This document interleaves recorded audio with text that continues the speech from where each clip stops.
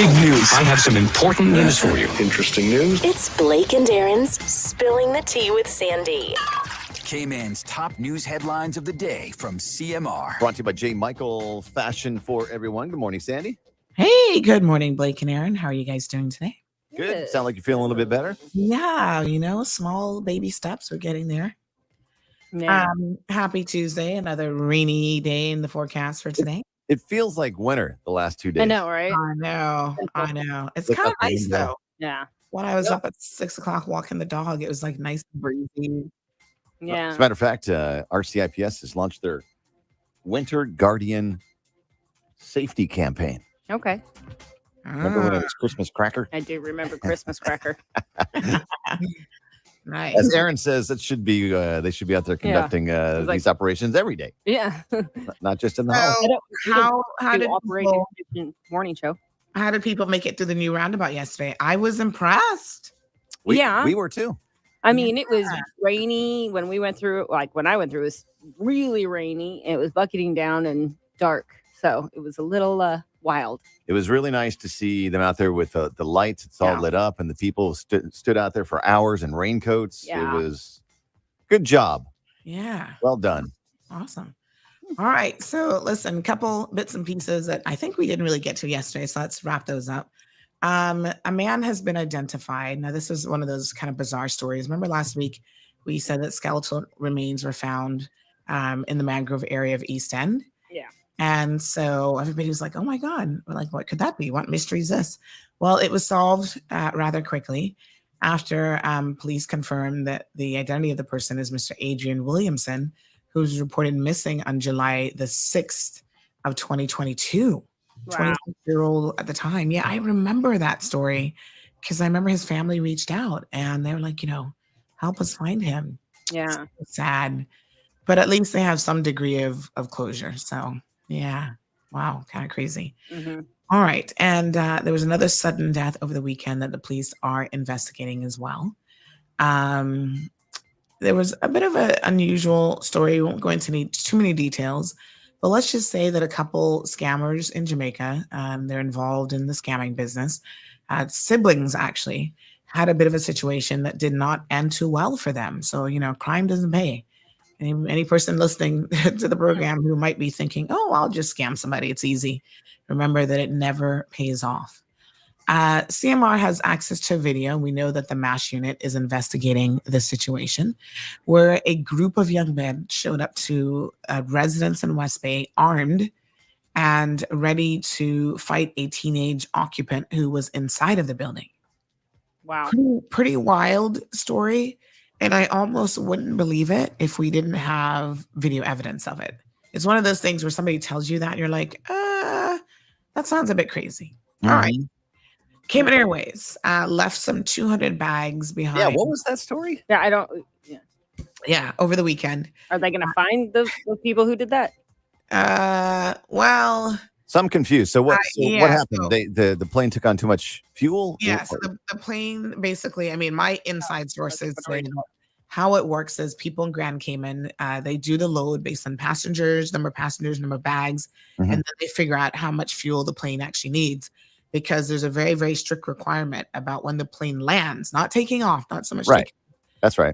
but when the plane lands, the fuel capacity has to be, X amount, right? Yeah, it's not like a So- car. This is how they do it. It's not like a car where you fill up the tank all the way till it's full. Yeah. Typically, planes are fueled for the flight duration plus 45 minutes in Right. case you have to divert or whatever. So you're Yeah. not all. So it helps with the weight. Yeah. So So for when a you longer land, flight, it when would you have land, been you real can't. interesting. That's why planes dump fuel in an emergency because you can't land with the same weight that you take off. You have to land Right. lighter. Yeah, so it would have been no problem with a longer flight, but of course the Miami flight is not that long. So basically, they had to leave behind like 200 bags. And did they bring them back down? Yeah, I was impacted by it. Well, not specifically by that, but my bags were left in the morning on the morning flight. But apparently, it was the evening flight that was impacted for this specific issue. But I must say that Cayman Airways moved very, very swiftly. They used both the cargo flight and the regular flight, both yesterday and late Sunday, to bring any bags that were left behind. Okay. Wow. So yeah, So it doesn't sound like it was a fault necessarily of Cayman Airways. It sounds like it was a fault of the ground crew. Well, I'm assuming the ground crew here in Grand Cayman made some miscalculations. No, there was the flight that was leaving Miami coming here that was I overweight. know, but they get the instructions from Grand Cayman. Okay. Well, Yeah. Not sure how that works So, exactly. But Yeah. Well, I'll keep you posted. keep us posted. I Yep. know you will. All right. So listen, really quickly on this one. My sources got their ears to the ground, said that the government is actually contemplating increasing the stamp duty.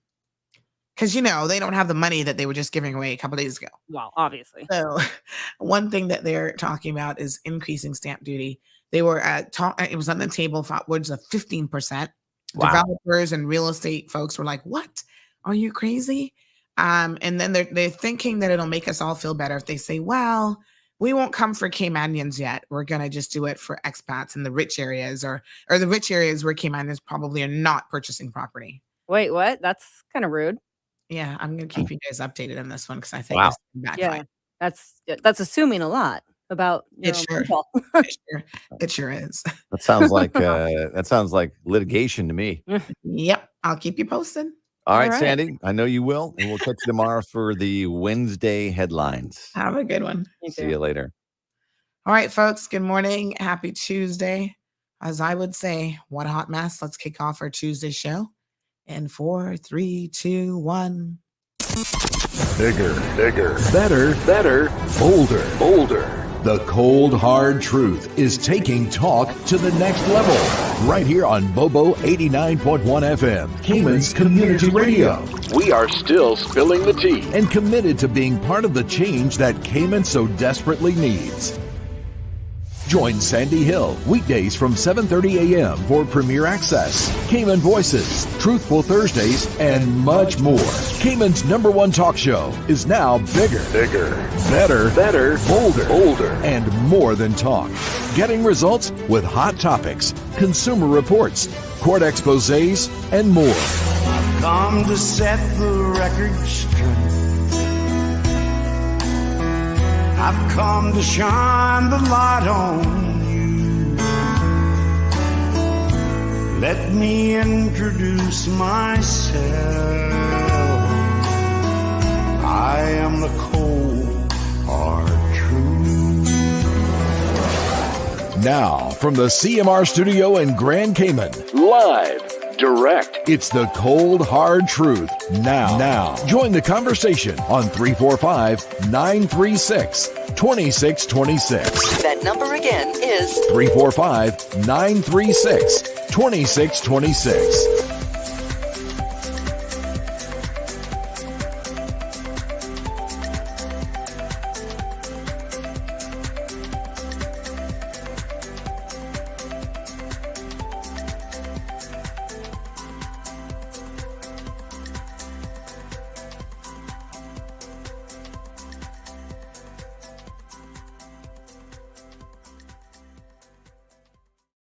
How many days do we have left?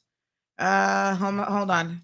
Christmas countdown. We've got 12 days, 16 hours, 22 minutes, and 55 seconds until Christmas. Wow. I don't know what to say, but it's coming. So how are you guys feeling today? Good morning. We are on our regular YouTube channel. We're back up, honey child. Super excited. We're out of YouTube jail, so I've got it on both. Somebody sent me some sauce early in the morning. I've got it on both of our channels this morning, just in case. We'll keep it on the second one for a couple days and then switch that one off. The important thing about the backup channel is that you only use it for backup purposes. Don't use it for regular times, because if you get blocked, then you get blocked on both, which is obviously not what you want to do. So which usual suspects are with me this morning? You guys know the Tuesday routine. Good morning to Vernita, Miss Brenda, Everton, Siobhan, almost 200 people already. Damien is here. Oh my goodness, sorry. Tim, good morning. Saying, is it Stephanie that's using Tim's account? Good morning. Yeah, we've got the video. Don't worry, KK, it's coming up. Don't worry, KK. We're going to talk about that this morning. Good morning to Janae. Damien's in the house saying common sense isn't so common these days. I wonder if it's ever been common, Damien. I'm going to be honest with you. Dean, good morning. Morning to Alice. Irvelin, are you still traveling, Irvelin, or are you back in Grand Cayman? Patricia's in the house. Good morning to Haley. Damien, we'll talk a bit about that. I think it's worth a discussion. Yep. KK, we're getting there. Good morning to the lovely Sandy. Felicia Rankin is here with us. Miss Juanita, Robert, so many suspects. Oh my gosh, you guys are up bright and early this morning. Good morning to Miss Debbie, Richard Newton, joining us from Georgetown, I believe. Cece, Wee Wee, and Diamond Princess. And of course, Irvelin says she's back. Awesome. It would not be a Tuesday without Shamari Scott. So, Shamari, hello. Hello. Good morning. Good morning. Oh my gosh, I love the glasses. Those are so funny. So, for the benefit of our radio listeners, Shamari has on glasses this morning with two little Santas protruding out of the top of the glasses. That is so cute. And I have my yes, his sugar cane, his candy cane necklace. I should get sugar cane. Yeah. Does it light up? Well, my youngest Isaiah had it from last year and left the battery on, so I have to go somewhere to find these small batteries to put back in to get it to light up. But I'll get there. I'll get there. All right. So show me what mug you just used. Well, that was my mug for my water. This one is the Dolphins mug, but we actually played yesterday, Monday night game, late game. Tough game, lost by 1 point, but we're still on top of the AFC East. So we're now 9-4. We have five games left. We're second in the overall AFC, first in the AFC East, which is our conference. So we're still in good place, but this morning isn't as good as other Tuesday mornings would have been. Tell me something. When you lose by 1 point, does that hurt more than losing big? Yeah, I think it does. Especially the way we lost. Yeah. Oh my gosh. Yeah. Sorry to hear that. That. Yeah, it's all good. We're still winning the Super Bowl. Yes, and we've got lots to celebrate this morning. Some good news, Health City. This is like a feel-good Tuesday right before Christmas. So Medical Rundown Tuesdays, folks. Today we're going to focus on a lot of positivity. Shamari, you guys have been doing some amazing things. I know last week we did a little bit of a recap for what 2023 was looking like for you. And now today we're going to talk a little bit. We've got some wonderful guests waiting in the back studio that we're going to pull in. And we're going to talk about some of them and their stories. Oh, definitely. And, this is our last CMR for the year. So we thought we would go out with a bang.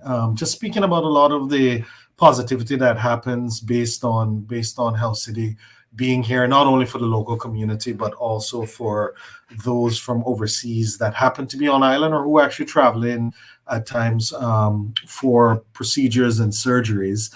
And it's a little bit bittersweet. And I say bittersweet just because the stories that you're going to hear from Kristen, who was a former patient from overseas, as well as Christopher, her husband, are going to be heartwarming.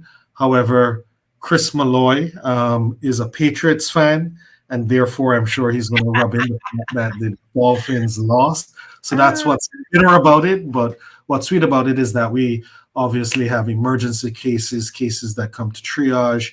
We deal with cardiac, neuro, whether it's neurology or neurosurgery, oncology from a cancer care perspective, orthopedics, and we see a little bit of everything. We see obviously residents that come electively to us, also emergency, and then from overseas we also see patients who come electively on the plane, cruise lines. Sometimes they get off the cruise ship for diagnostics, surgery, as well as the visitors that are on the cruise ship will have an emergent type of situation that they will end up at Health City. So we have various scenarios of patients that come to us, but typically always have good outcomes. Obviously, in not all cases can you have great outcomes, but for the most part, with the team that we have at Health City that would have done thousands of procedures, as well as with the equipment and the way Health City functions, we're one of the top hospitals, not only in this region, but in the world. And we look forward to helping our patients every day.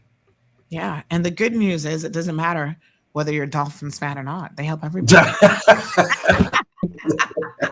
Maybe they should sign a waiver. Will you switch over to the Dolphins before we treat you? Oh my gosh. Well, you said Chris is going to have something different to say about that. So let's go ahead and bring in Kristen and her team. Good morning, everyone. Hey, hello. How are you guys doing? Very good, Sandy. Thank you for having us. Yeah, absolutely. I see you got the whole family there. Well, we all love Shamari, and we really feel bad about that. Ooh, that tough loss against the Titans. See, I told you. 1 point.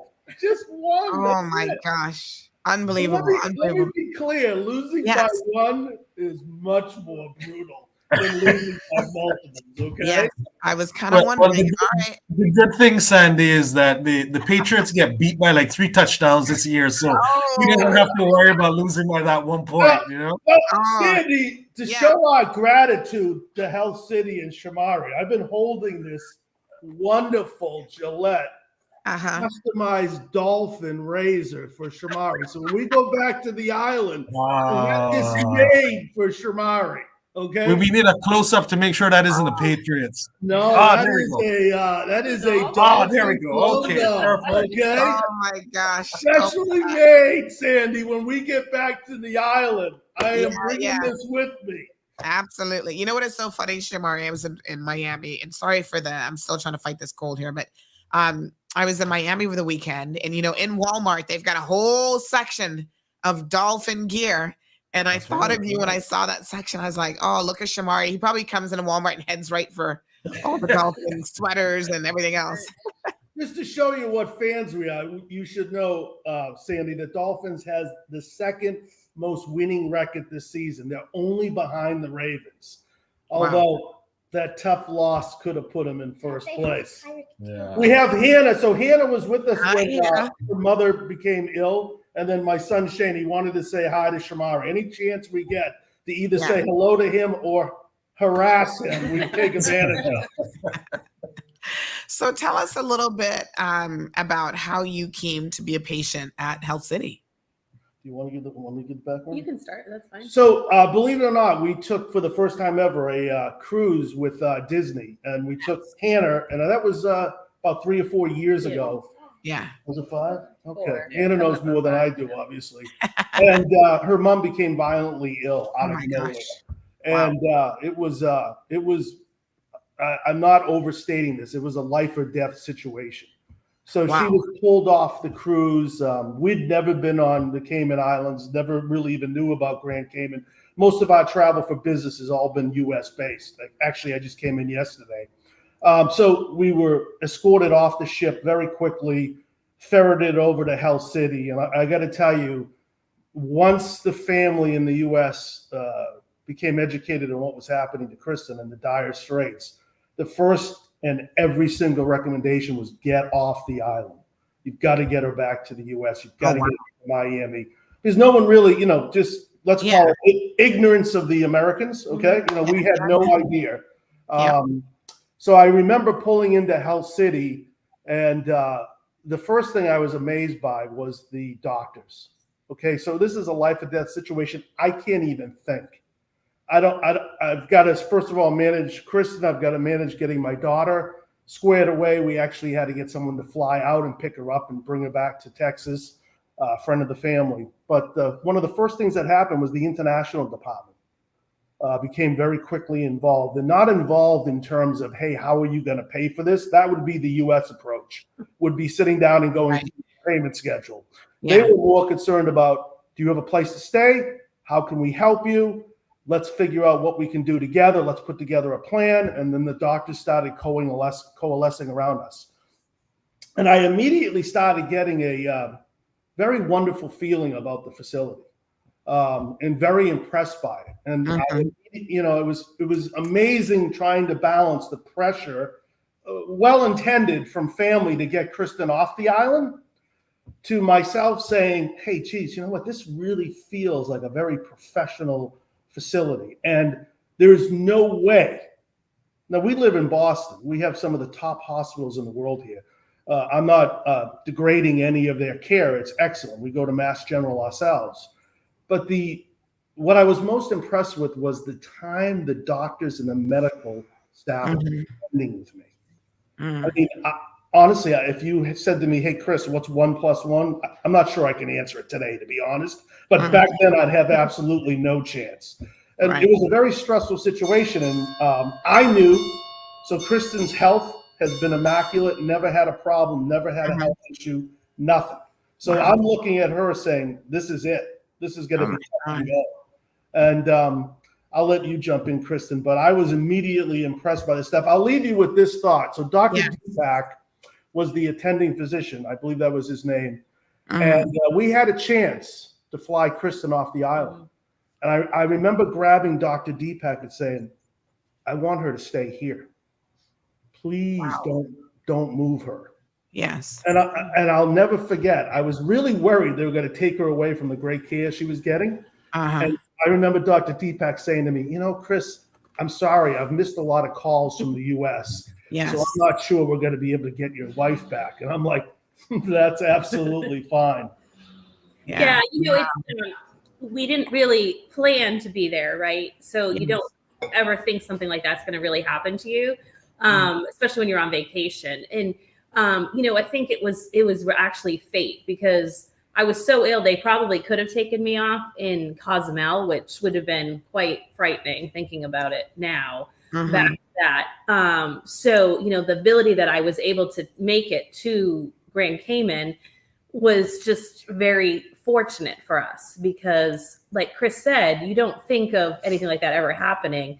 But two, you don't really think of world-class medical facilities in the Caribbean. Like before I even did this trip, I was like, I wouldn't even think that exists, right? So I guess we did have an option in the ambulance. They could have taken us to another facility, which would have been probably okay. But I think for me and the critical nature of my illness, the fact that the ambulance crew took me to Hell City, and I remember it was quite a trip from the cruise terminal to get to your facility in the East End. And it was quite long. And, we're sitting there, and I do have very strong recollections of coming into the emergency department and being treated very quickly. But, for us, like, it was just, I wouldn't be here today having this conversation with you, and I would have missed out on so many, family events. It would have just been a total change to, our lives. I mean, it really was something that, you'll never forget. And I carry that with me forever, that the care that I received was just world-class. And, the whole model about how the hospital works, the care and treatment, I still have very vivid memories of that. And I think I always will. So, as a family, we're very indebted to Hell City for the level of care that they provided for not only me, but for my family. And I think that is a differentiation that you don't often see. It's usually just patient-centric, right?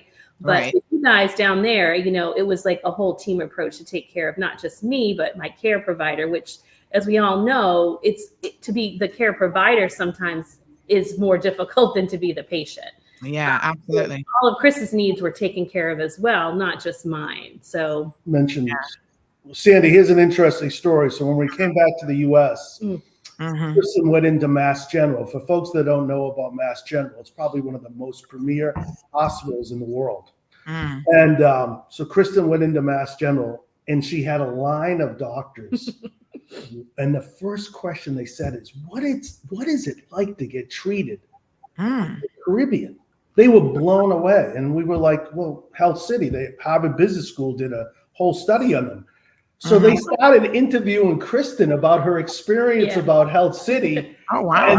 And then the doctors would say, geez, we've read through the records from Health City. They were like blown away. Oh, my God. In terms of, they were like, we are so, because they were ignorant about Health City, but we started directing them to, hey, you should really read about it. You should learn about it. And they were absolutely impressed.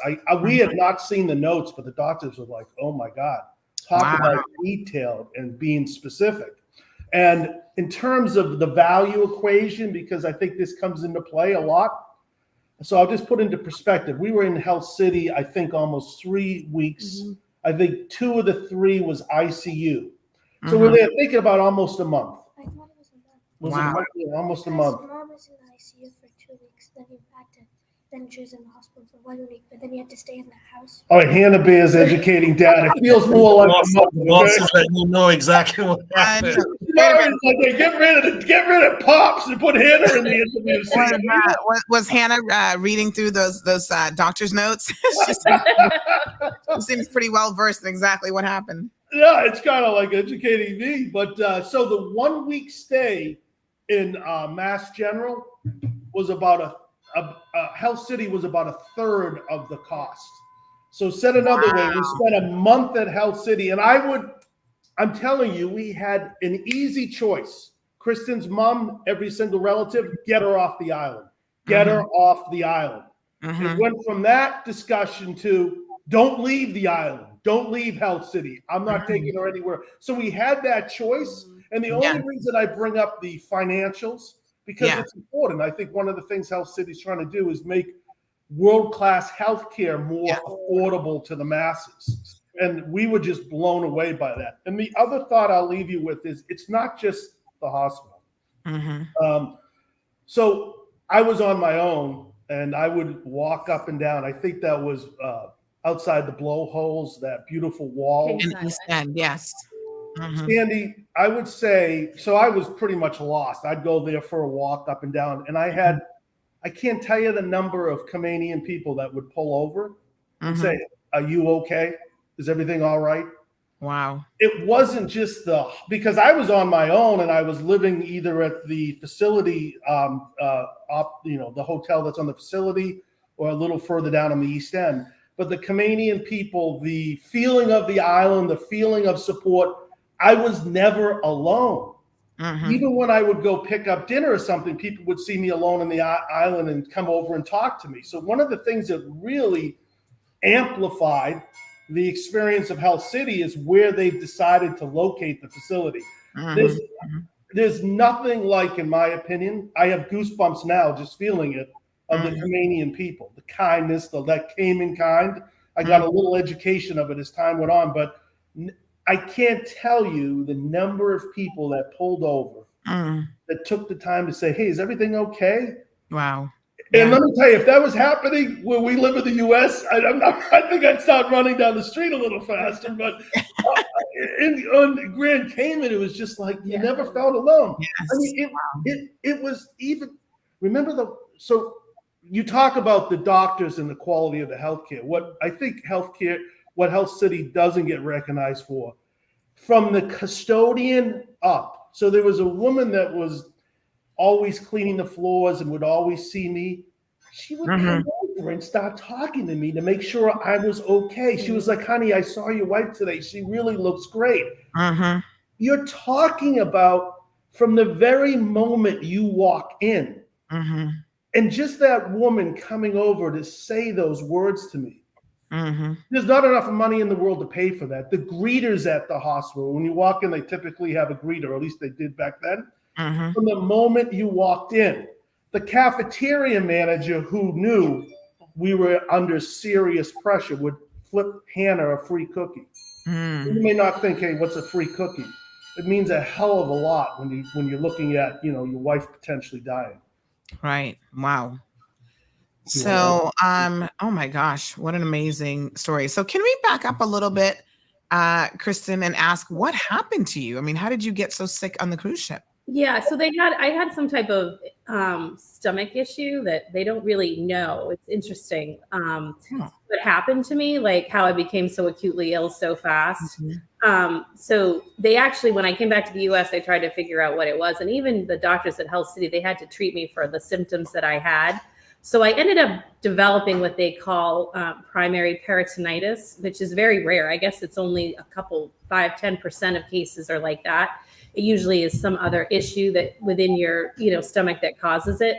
And from there, it just kind of, I had sepsis and some other issues. So like my whole body became affected. So I had surgery there. And then, to treat me, to get me back to a level of health so that I could be well enough to travel home was barely the primary objective. I think they got me a little bit further than that. I mean, I did end up staying an extra week just to make sure I could go back on my own and not like within a health, transport type facility. So like Chris had alluded to, I'd never in my life ever had any type of medical issues like that. And I actually had, infectious disease specialists look at me at Mass General. I was kind of like a case study, and they never really figured out what caused it. And I haven't had any health issues since. So I guess we leave it as fate unknown. But you don't ever really think of something like that happening, especially so far away from home. So, I think it was just very random. It wasn't like I had a heart attack or something that you can concretely say, this is what happened to you. So I think that was part of it too, the great mystery of what caused it. I don't think we'll ever know that. I did have a very positive outcome. Thanks to the interventions that, they were able to give me. I'd been on a cruise ship for, I believe, like 4 days. It would have been the fifth stop or the fifth day of the cruise. So, to be in a confined area like that, it was kind of frightening to think about. You read about it in the paper, right?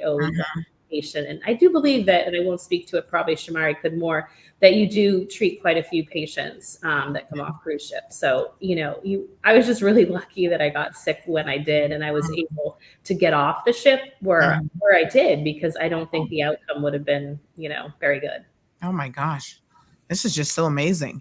So good morning to everyone. We see some additional people joining on the live stream. Recognizing the amazing work that Health City does. So Marshall, good morning. He's joining us from North Carolina today. Lavana works Cayman Airways. Damien says Dr. Shetty does the most for the poor people in India. Well, apparently Health City is doing a lot for people right here in the Cayman Islands and all over the globe. I mean, this is just such an amazing story, Shamari. Wow. What are the chances? And I mean, obviously, Health City has over 40 hospitals and embedded units in the most populous country in the world.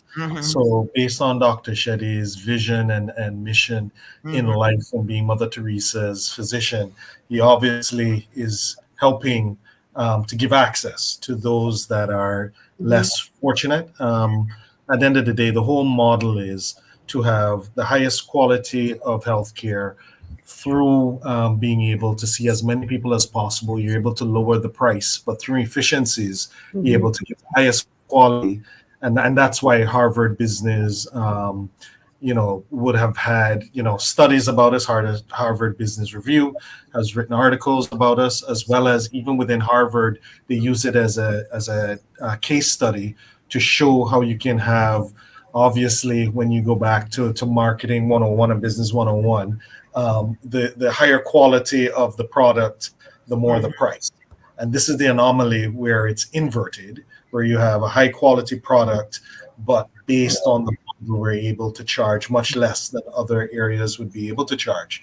And that's why, we've treated 1,000 impoverished children from across the world, from Kenya to Mongolia, Bolivia, Fiji, all over the world. We've been able to treat through. And right here in the region, I should mention as well, because I can't remember if it was this year or last year, but Shamari reached out to you about the young baby in Jamaica with the heart issue, and who was needing a particular type of medication. Unfortunately, Jamaica didn't even have enough of that medication to sustain that child. And you mentioned that Health City had already stepped up to the plate and offered some assistance. So, I mean, these stories are amazing. Yeah, we've definitely treated children from Jamaica, Trinidad.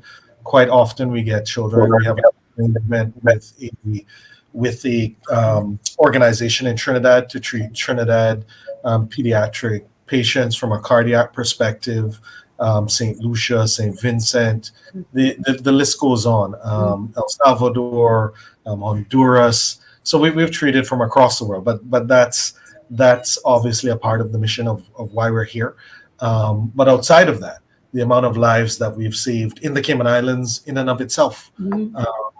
Time is muscle, heart muscle. Time is brain in regards to brain when there's strokes and this. There are many Caymanians and residents across the board who have been saved here. And then obviously an extension of that is the story that we have in front of us, the persons that, were in the right place at the right time, if there's such a thing, that we're able to help to save them when they're here on vacation. As well as we have international patients from the US and Canada that come in for elective care as well. So at the end of the day, we're just trying to help as many people as possible. And I always tell people to watch The Surgeon's Cut on Netflix.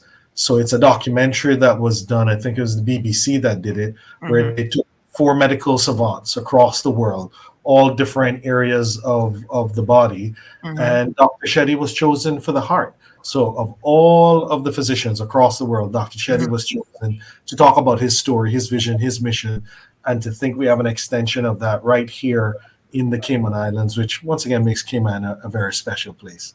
Absolutely. So we've got a listener to the program who says the following: Blessed, good morning, San. An amazing story of this couple indeed. Hearing the gentleman speak of his great experience of Caymankind gave me goosebumps. And moreover, thank God she's doing so much better. And thanks so much for our amazing Health City doctors / all. And yes, thank you so much as well for making this story and experience be heard and seen. So such an amazing story, really touching a lot of people this morning. I can imagine, Chris, that you must have been, when we go through difficult times like this, we reflect back on it. And sometimes we kind of wonder how we even got through it. But, just you recognizing and appreciating total strangers were almost sent like angels to just be there when you were here alone and, your wife was in such critical condition. So what an experience. And Sandy, I'll say this again, and a couple key points. One, Health City and the Caymanian people together saved Kristen's life. I don't want to get her emotional, but it's as real for us today as it was. I mean, this is a woman who's never taken a day off of work. Wow. Never been ill. And I'm telling you, she was going. I remember the doctor saying to me, and I said, well, what's the state? Where are we? And he's like, if we can't get her off the ventilator, it doesn't look good. And I was like, what? This is a person who's never been ill. So it's not just the facility. It's the people surrounding the facility. Okay. It all combines together as a package. And the other thing I want folks to know, it's not like we don't have great medical care. I would argue Mass General is a fabulous hospital, one of the best in the world. We are patients there. Yeah. I can tell you when we walked in the Health City's emergency room and then intensive care, I could have breakfast off the floor in the ICU unit. And at Mass General, the big difference with the IC unit is it's standing room only. In Health City, the attention, the care, the custodian tracking me down and talking to me about how well my wife was doing. What? Are you kidding me? This isn't going to happen anywhere else. And I heard Shamari, not that I like to keep tabs on him, but I heard him on the radio one day talking about the impact the hospital has on the local economy and the real estate market. I can tell you as we get older, we start looking for a place outside of the U.S. to spend the winter months. And the number one is the quality of the healthcare. Yes. So, we're not at that point yet, but, I'm looking at all the real estate that's there, or maybe Aruba has a pretty good system. Nothing matches, not only in the Caribbean, Health City, but I can tell you, and all I can say is if I was facing a dire illness, or Kristen was, and we could get to Health City without putting us in a worse condition, I would go there. We would absolutely go there. And we have a choice of 30 minutes down the street, Mass General. Again, it's not a knock on Mass General. It's just to say you have 2 high-quality facilities. But I think the Health City with that unique Cayman kind, I can't state this enough. You're not going to find that anywhere else. And everyone has quality staff. Yeah. But it's Health City's quality staff. No, Sandy, I don't know if you've been in the cafeteria, but the food, Oh yeah. I would say not that I like to eat, but Yeah. I would. You know what is so crazy? I remember the first time, even before I went there, there'd be people on here when Shamari would come on that kept talking about the food, and I'm a foodie. And I'm like, who talks about hospital food? Come on now, this can't be real. So last year I went for full, executive check, and I was there for like 6+ hours, did the whole works. And they were like, yeah, we need to feed you. And I was like, okay. And so I sat down and had with the camera guys, I had some, I think it was breakfast. I was like, oh my God, this is like restaurant style food. It's really good. Oh, so I got why people rave about the food. It was fabulous. It's funny you brought up the executive health check. I think I could be mistaken that you might be raffling 1 or 2 of those away today. Yes. I would like to say if you're getting that executive health care check in the U.S., you better pull out multiple thousands. Yeah. Multiple. Okay? That is, I've almost, because Hannah's dancing and Shane just started college, so it's kind of crazy. But I've actually said, geez, maybe we should fly there and get the executive health check just to get a different point of view. That is the best value. Yeah. Better than the free cookies in the cafeteria for Ian. Yep. All right. So listen, speaking of the executive health check, let's give one of those away now. If you've been paying attention to the show, let me just see what question.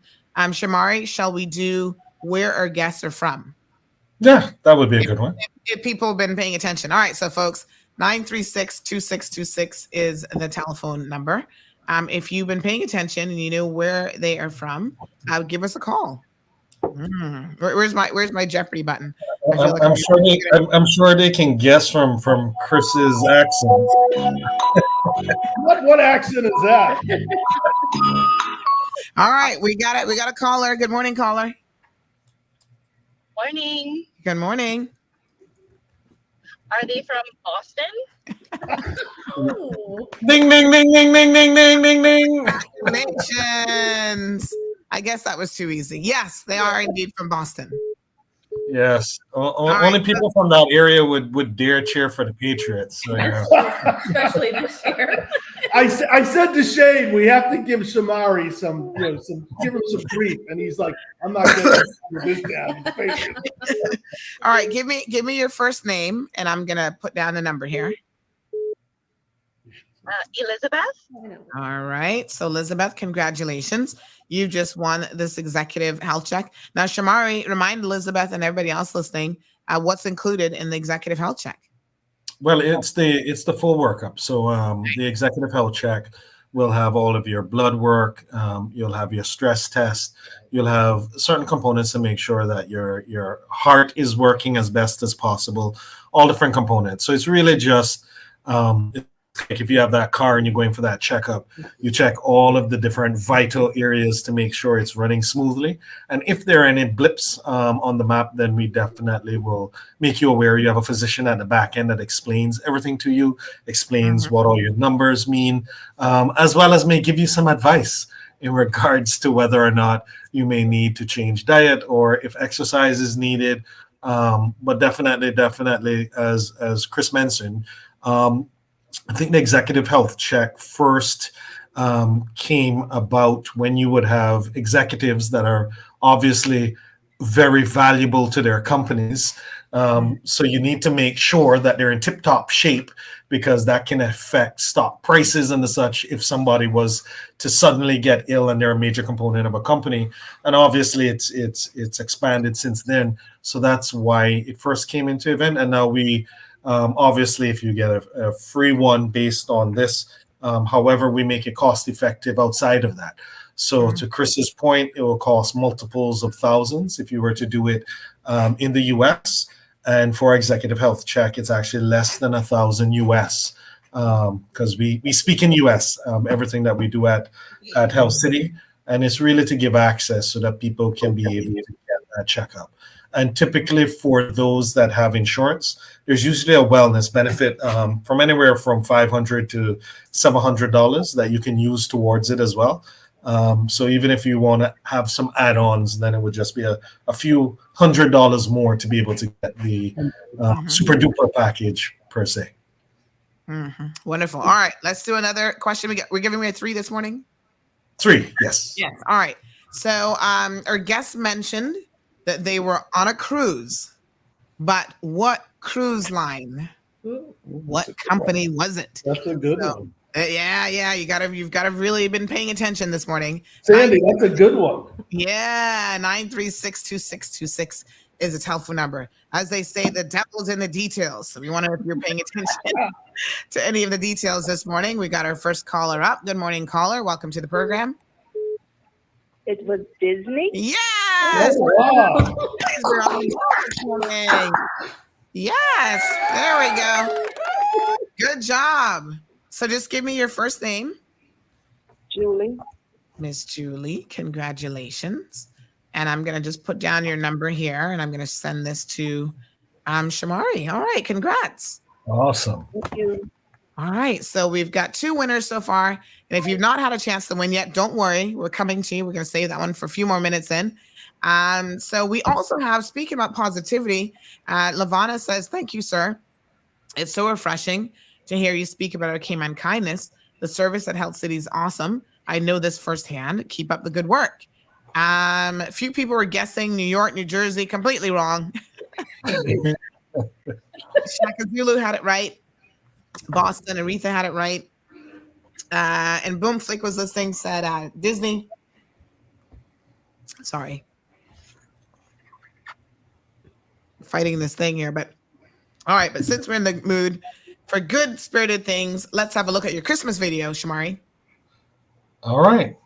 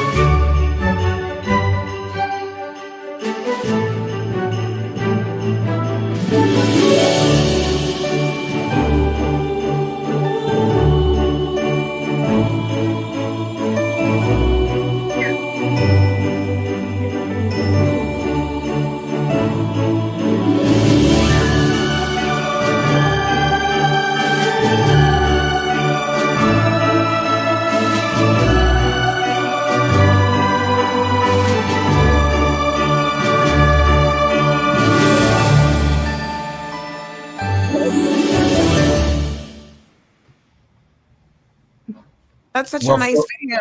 Now listen, I'm thinking about what to do for Christmas because I don't really want to cook this year. So whose place should I show up to? So what we did with our Christmas video, Sandy, is for those in Radio Land who wouldn't have been able to see it, is that all the traditional things that we'll do from a Caymanian perspective. We had our physicians, our medical professionals. I'm doing it with notable Caymanians in the community, whether it's the old-time sweeping of the sand in the front yard, the making of the cassava cake, the playing of the gigs. Obviously, you saw the dominoes, the making of the swanky drink. I know a lot of people now, when they hear swank, you think about Mr. Sam Rose and the crew, but the swanky drink, which obviously the name comes from.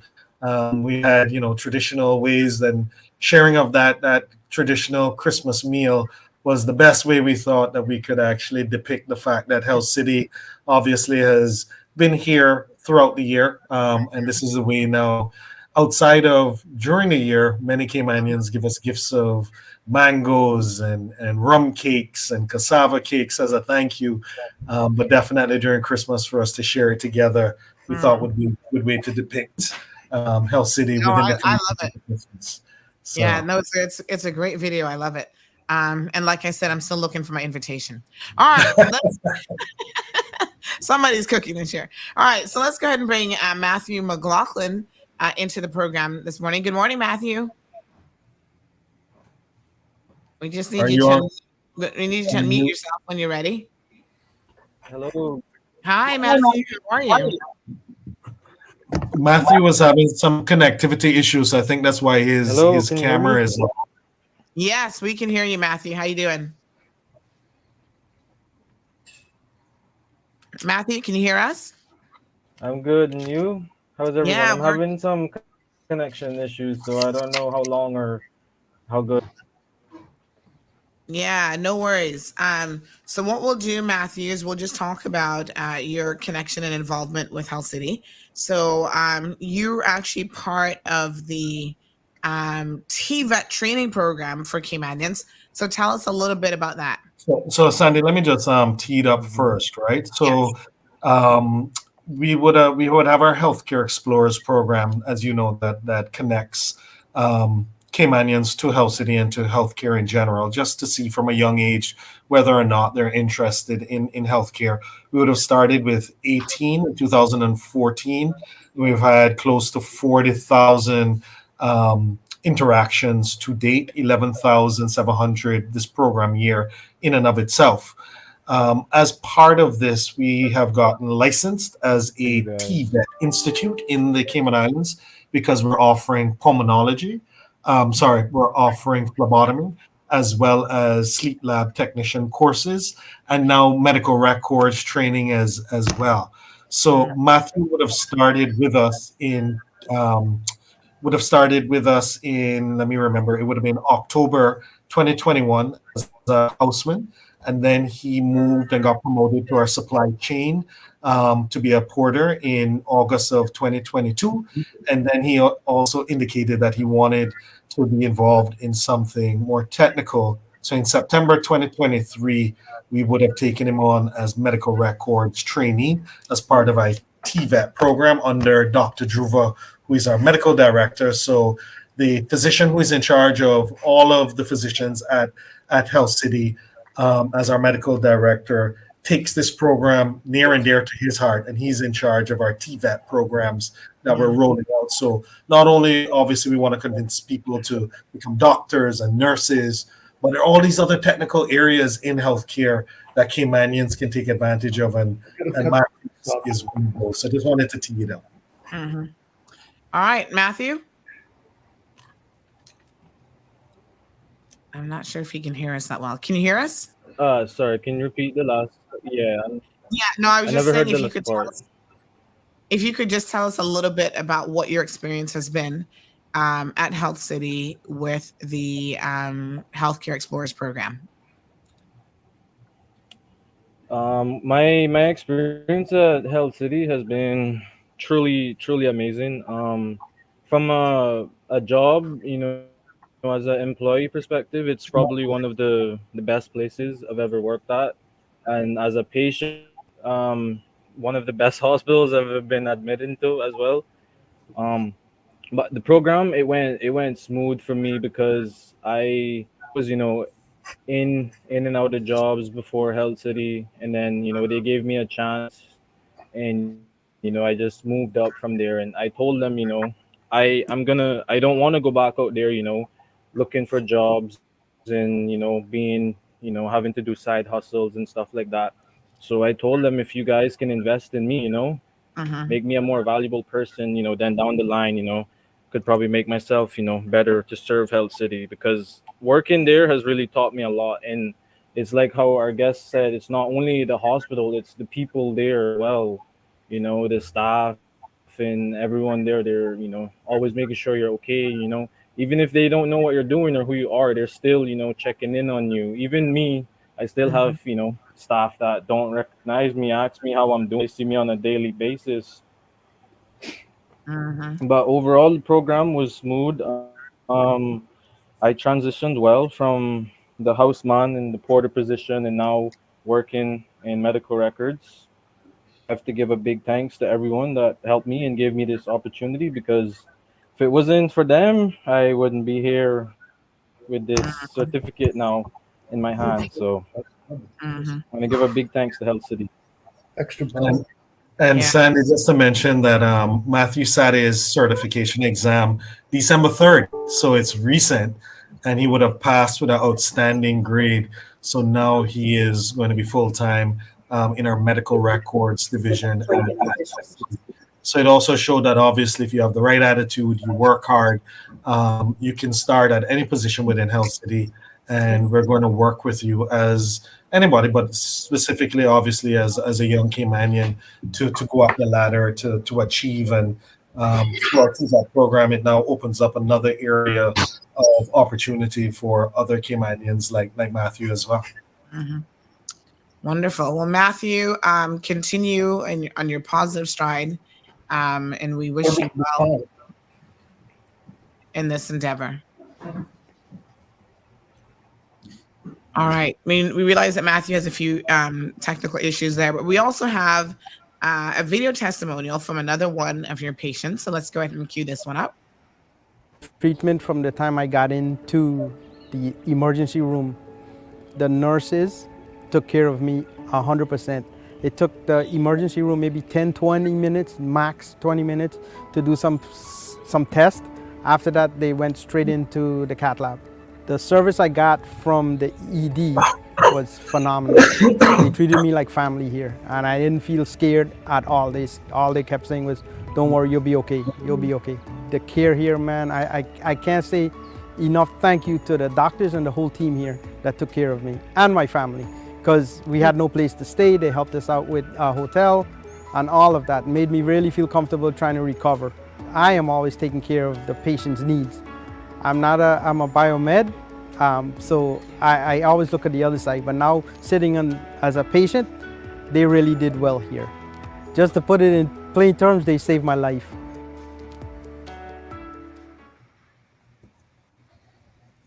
Wow, Shamari. Yeah. And why that's also special is obviously you would have heard him saying that he works for Baptist Hospital in South Florida, which is well known to many Caymanians as well. Yeah. So the fact that obviously he's from a medical perspective, compare us to that, and we would have helped to save his life, and kind of like Kristen's case off the cruise ship. So we worked painstakingly at the beginning to showcase Health City to the various cruise lines so that they understood the quality of what we were offering, as well as obviously from a crew perspective, they're a self-insured company, so they pay for their crew. The cost advantages as well, which we know that obviously the cruise lines would love to see that, but more so that the quality of outcomes. And then they also knew that they have a place that if they have an issue with any of their visitors on their ship in and around our surrounding waters, they can bring them to us or disembark and make sure that the patients will get the best care, especially when time is of the essence. So that was just one case, and that was after the pandemic. So Kristen's case would have been pre-pandemic. So we just wanted to make sure that we contrast, that yes, COVID would have happened, but we're still the same Health City that you would have found before the pandemic, after the pandemic. And we're adding all the services and gaps to make sure that we elevate the Cayman Islands even further from a healthcare perspective. And hey, Shamari, one thing that should be called out, I think Disney especially is very choiceful of where they debark patients. So what we were told by the legal profession and by others that we know that work for Disney, they are extremely choiceful. And there's no way they had other choices to get Kristen off that cruise ship, and they made the choice from a business perspective as well as a health perspective, because there's a lot of litigation could potentially be involved here. They strategically chose, I think I'm saying it appropriately and carefully, but they strategically chose Health City. So they assured me it wasn't by accident. They held Kristen on the ship to get her to Health City. And just a couple other thoughts that just came to mind. I want to just circle back to the executive health check. Anyone on that island and off that island can be treated like an executive because of the affordability of it. And you really want to get out in front of certain things. So we've become much more of a health-centric family after Kristen's experience. But, the only thing I'd call out is don't get tricked by the title executive. Anyone. They've made it so darn affordable. Okay. And I think it's funny when I think of Health City, I think it's healthy for the Cayman Islands. And I think, again, it's not just the business model and the care model, but how they I assume Dr. Shetty had many choices to put the hospital across many different opportunities. So I just hope people are connecting the hospital with the population. Yeah. It's a special ingredient, okay? And, Christians receive the best care, but I would argue the care I received outside of that hospital from people I've never met, Cayman Kind does not do it justice. Wow. Truly amazing. All right. We've got one more executive health check to give away. So I think this one, it's not going to be a terribly difficult question, but let's see. All right. So Health City continues to expand their reach in the Cayman Islands, and they have a facility coming up in probably the first quarter of 2024 that is slated to open. So this is going to be a two-part question. The first part is, where is that facility located? And the second part is, there's sort of a part one of the facility that has already opened. What is that facility called? So 2 parts. First one is, where are these two? They're in the same location. So where are they located? One part has already opened earlier in the year, their grand opening ceremony. But I need you to tell me what it's called. You got to call in. I see people WhatsApping and putting in the comment section. 936-2626 is the telephone number. So give us a call if you think you know the answer to this 2-part question. And you will, if you get it correct, you'll win yourself this amazing executive health check. And like I said, I have done it. And the good thing, Chris, you don't have to be an executive to do it, but they sure as heck make you feel like an executive. Yes. They roll out the red carpet. But I got to say, I haven't been prodded and poked so much in my life, but I walked away knowing all of my numbers and knowing exactly what I need to focus on in terms of my health and well-being. So good morning, caller. Good morning. Hi, good morning. Do you have some answers for us? Yes. Okay. Camana Bay. And the second part, what is the other facility that's part of this that has already opened? What's it called? You getting some help in the background? That's her lifeline. I know. She missed. I think she missed out there. All right. 936-2626. Good morning, caller. Good morning. Camana Bay under radiation. I don't know what it's called, but it's for radiation or radioactive. Radiotherapy. Yeah, it is. Yes, it is the Gene Thompson Radiotherapy Center. That's right, Shamari. Yeah. Correct. Yes. All right. So give us your first name. It's Dorothy. Dorothy. Good morning, Miss Dorothy. Morning. Okay. So congratulations, Miss Dorothy. Thank you. You're welcome. That's what I needed. Yeah. Very good. So I have sent your details across to Shamari, and he'll reach out. Him and his team will reach out to everyone. So we have congratulations to Elizabeth, Miss Julie, and Dorothy this morning. Have a good one. Thank you. All righty. So look at that. All the women are on the ball. Where are you guys? Are you guys still sleeping with the men? Well, thank you guys so much. Kristen and Chris and the kids in the background. Well, they're going to come over and say Merry Christmas, and we hope one of these days we can all do this in person. Yeah, we're going to get back there. You got to hold in-person session for you guys. There we go. Would love to. We'll pay our way there. Would love to see everybody in person. But we just wanted to wish everybody a Merry Christmas and thank Health City. I can't state this enough.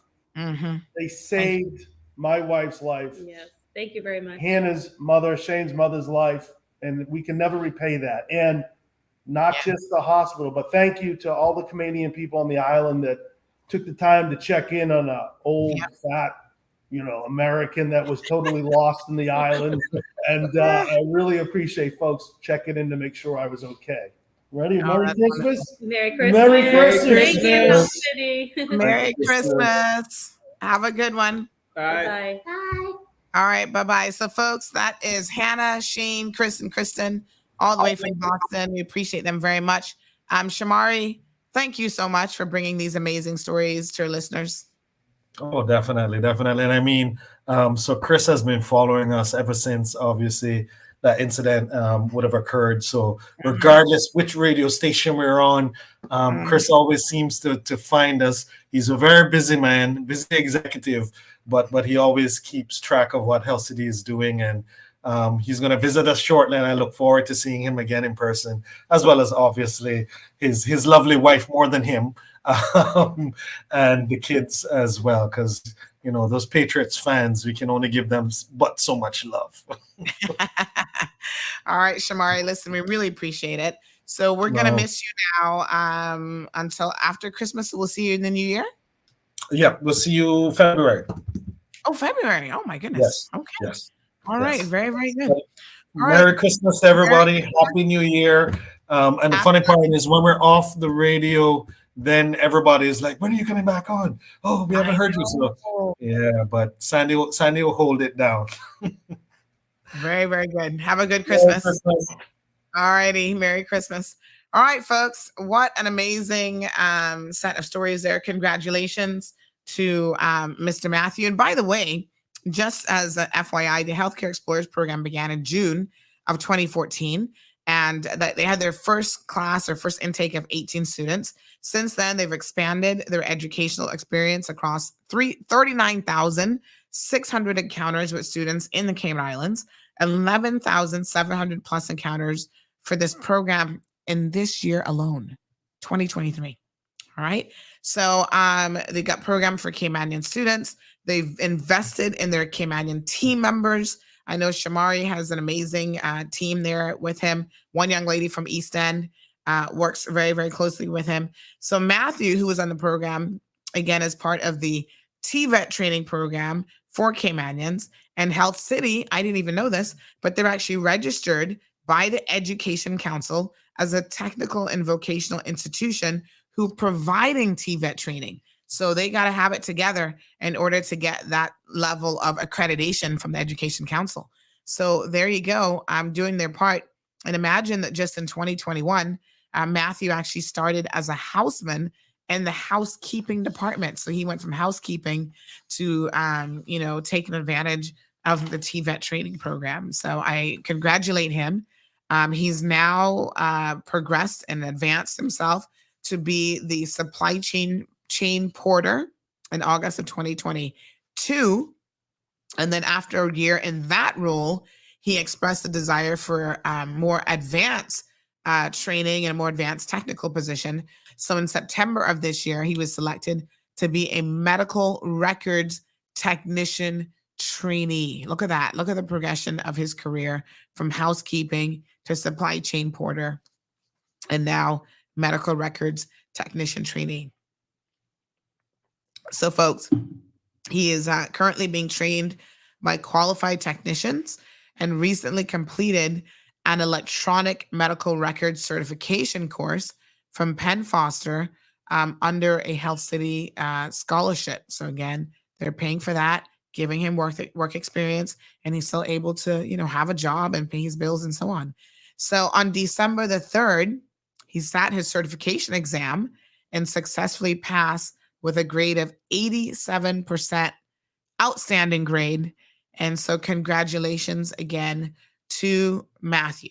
And it says that his training will now focus especially on Health City's policies and procedures as a JCI Enterprise accredited hospital.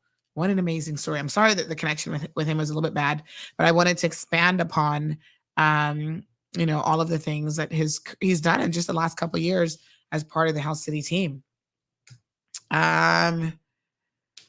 So thank you so much.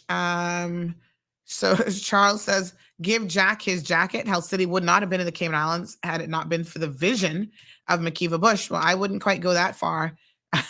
It wasn't his vision, but as a government, they were certainly at the time, they were certainly instrumental in giving Health City, some of the concessions and other things from the business perspective, the government perspective that were required to make it happen. I dare say, Charles, that it would baffle me if any government had turned down this type of opportunity, because medical, not just medical tourism, but the advancement of medical industries here in the Cayman Islands has been something that we've all benefited from, to be quite honest. So congratulations to everyone. So, but yeah, we're going to give Jack his jacket all right today, Charles. Since you want to go there. We got a lot of jackets to be hanging out to, jacks and jackasses and jackettes. And I don't know what a female donkey is called, but we'll put them all in the same category. All right, folks. So we're going to talk about it. Good morning to everyone. Happy Tuesday. So listen, last week, was it Tuesday? Or Wednesday? We had on our little friend here, Shorty. You guys remember the story with Shorty? Let me see. I'm trying to see if I can call him. Oh my goodness, sorry. Shorty was on the program, and Shorty was talking about his experiences with this man, Mr. Nicholas Miller. Now, y'all remember Nick? He's a crook, scammerization situation. And these things are on the rise here in the Cayman Islands, folks. And this is really, really dangerous because, you know, a lot of hardworking individuals are having money taken from them. And it's just so wrong on so many different levels. You guys saw the story in Jamaica of the brother and sister who were executed in Jamaica and then buried in a shallow grave. Well, if you didn't really, somebody says there's actually a term for a female donkey. It's called a jilly-ass or jenny-ass. Really? Is that for real or is that a joke? I don't know. I don't know if I believe that one, but all right, if you say so. I've never even heard that before, but I'll take it. So listen, you know, as you have an increase in scammers in these situations happening in your community, the community as a whole becomes much more volatile. You know, people work too hard to have their money taken away from them. And it is very, very unfortunate that people like Nicholas here have nothing better to do. So you guys heard me say to him, I said, Nick, we called him. He's like, oh, you know, sorry, I'm on the radio. Miss Sandy, we'll talk off air, blah, blah, blah. And I said, just tell him to come. I got his money. Well, honey child, you know, he's a liar. He ain't had nobody's money. Poor Shorty went on a, let me see. No, they give me the okay when you call. Yeah, I asked them, so they give me the All right. So we're gonna call Shorty. But Shorty's gonna fill us in here. But I can tell you that Shorty drove to this man's house. And you know, Nick was seen driving out. Let's just call Shorty. Shorty can give us the full details. What a ting. I could not believe it. A Jenny. Oh, country folks. Hey, Shorty. Good morning. Morning. So update us on what happened after we spoke to you last week on the show. So Nick claimed he had your money and you went to see him. Right. Did you get your money yet? No, he said to me that if you come in at the house, but if you have my phone on, so I tell him, say, I'm not coming at the house. Right? Yes. Say, I wait till the police then come, so then drive out same time, and then him go away. And him go away, and me no steam back from that till me say me I come down in the town. And he said to me, I say, oh, me get the teacher involved and the teacher, in it. Me say, boy, you know me? Me say, you? And me say to him, me say, imagine, look how long me beg you, me plead to you, right? And you run me, you don't have no mercy. And I say, boy, you cause upon yourself and me. You. Mm-hmm. You understand? Yeah. And I don't see him back from that until this morning. Me I come around at 4 o'clock. And you know the thing too, Shorty, is you heard him begging me, oh, Miss Sandy, give me a chance, you know, I can fix it, blah, blah, blah. And I said, okay. I mean, you heard me say very, very clearly, Nick, please do what you need to do to sort out Shorty, because the alternative is not going to be good. And he said, yes, he would do it. And now we have posted him, by the way, on CMR, asking anybody else who's been hoodwinked by this man, Nicholas Miller, and his partner in crime. Hold on, let me get his name again. He's another Miller. I don't know if they're family or not. Both hailing from Jamaica. And, you know, they have hoodwinked so many people that I cannot believe it. So his partner in crime, we finally got his photo, and I'm going to show you guys what he looks like as well. And I understand he's also from Jamaica, and his name is Talbert Miller, a.k.a. Slicer. And Slicer has quite the reputation, folks. So if you have any dealings with Nicholas or Slicer, please contact us, because now the RCIPS is involved. They're saying that this is Nicholas's business partner, and he has scammed so many people. Wow. You see, even one little guy, young guy there, even I'm a boss here about it and telling him to call you and report it, but it's like, you seem so quiet and humble. Yeah. Same thing, taking money for doing permit for his girlfriend and doing the same thing. And he was asking me how me get to know Nick and whatever. You understand? Yeah. Because it was a house, I asked him to rent me. Yeah. No, my sister told him that I need a house, and him saying I have a house, right? And that's how it begin. And at the end of the day, I still not get the house. Nick, I'm go show me a house, send me picture of the house, have my money, and rent out the house and carry me around and style me until this very day. And him have this lady in a voice note that tell me about the house and the tenant and all of that, right? But you see, he was so convincing talking to me, and I tell me, say, boy, him do permit, and he must say, do it through an agency. So I say, all right, being as an agency, we deal with you as an agency, right? Because I do nothing without an agency, right? And then me continue asking for my receipt, and he can't provide me receipt. I ask him till I'm tired, all right? One idea is, you know what? See my call me here now on your house phone. He calling you now. Call him. Really? What is wrong with this man? Yeah. Why doesn't he just pay you and do the right thing? What? Send me the house phone number on WhatsApp. I'm gonna call him. He don't want Number answers. call me at the house number. Come send it with the address when send to the gentleman at Jamaica when take the money. So that time house number. You understand? Yes. Wow. This morning, me left out so early, cause me left out too early this morning to reach on early. And when me look, me see one car pull up. So me pull up, me walk off of the road and me see him pull over. And I say, him couldn't sleep last night because something the pan in picture come up and my beg me do fi tell you, say, if you take down the picture and wait till him get the money and give me. Me say, brother, you can't see, Are you can't see because the lady I call you and you answer. Say no one go up on the ear. You understand? Wow. Him wicked man can even tell him, say, brother, imagine. You look at me beg you, me plead you, me come at your yard, me sit down at your house, doorway. You what me do and see me. Right? And give me the money. When I time I come down, you tell me say you did the vehicle part there. Me have all the video I say it's vehicle part there. And you see me tell me say you have me on camera say you see me out. Right? Because the same KIV, immediate drive one night time. Say and girlfriend one. You understand? I'm the right way carry. I'm say imagine look when Nika say there and me the train two vehicle there. Right? Me say me beg and me plead to him, Yeah, and he actually had the nerves to ask you why we got the school teacher involved. So that quick she called him. Wow. Unbelievable. You understand? Yeah. Me there work and me say Nick, give me back my money, but I give me no permit. He might tell me saying there immigration now we soon call me back. Right? Yeah. He go at one point I'll tell me if I go buy a ticket for the girl come up. Come on, tell me now. Suppose me go buy a ticket. What me buy a ticket for? Exactly. Oh, I tell you. And I see him thing into the gentleman. I'm saying all those voice notes. The same thing into the gentleman. If you go buy a ticket, more come up with 20 of them out there and wait. And the man have been calling, and man not get through to him. So the man get in touch with me. Don't know by who. You understand? And send me every details. I guess he asked me all them questions if me send the receipt them to you. Me say yeah, me send you everything. Yeah, he's trying to cover his tracks now.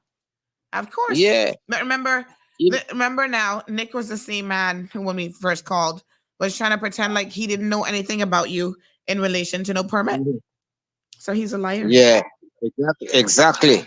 He might tell us it's about house. Yep. You understand? And that's why I sent to the all the information.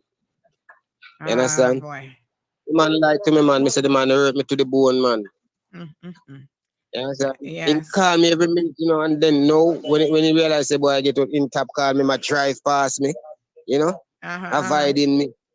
And I did told him before, and I said, Nick, here man small and a lot of people know you, which me never know. Right. You understand?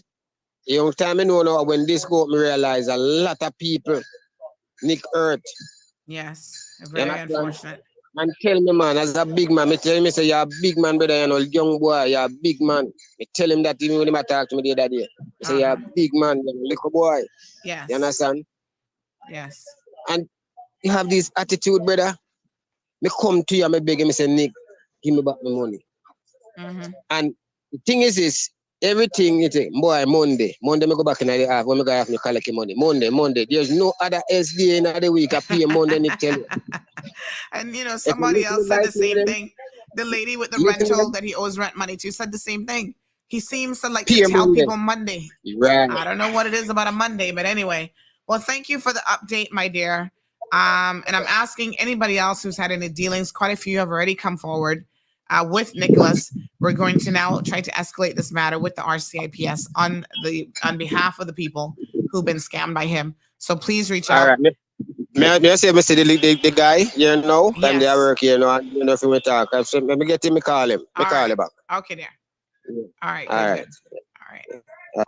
So Nicholas or this other fellow here, folks, if you know either one of them, and we've got all kind of pictures of Nicholas from parties, his eyes look blaze up where he was having a good time. You know, listen, we need to deal with Nicholas and this other guy here, Mr. Talbot. Sorry, Talbot Miller. Because apparently Talbot Miller is going around showing this business license. Let me just take a quick break, folks, to get my throat lozenges. I'll be right back and we'll discuss the situation some more.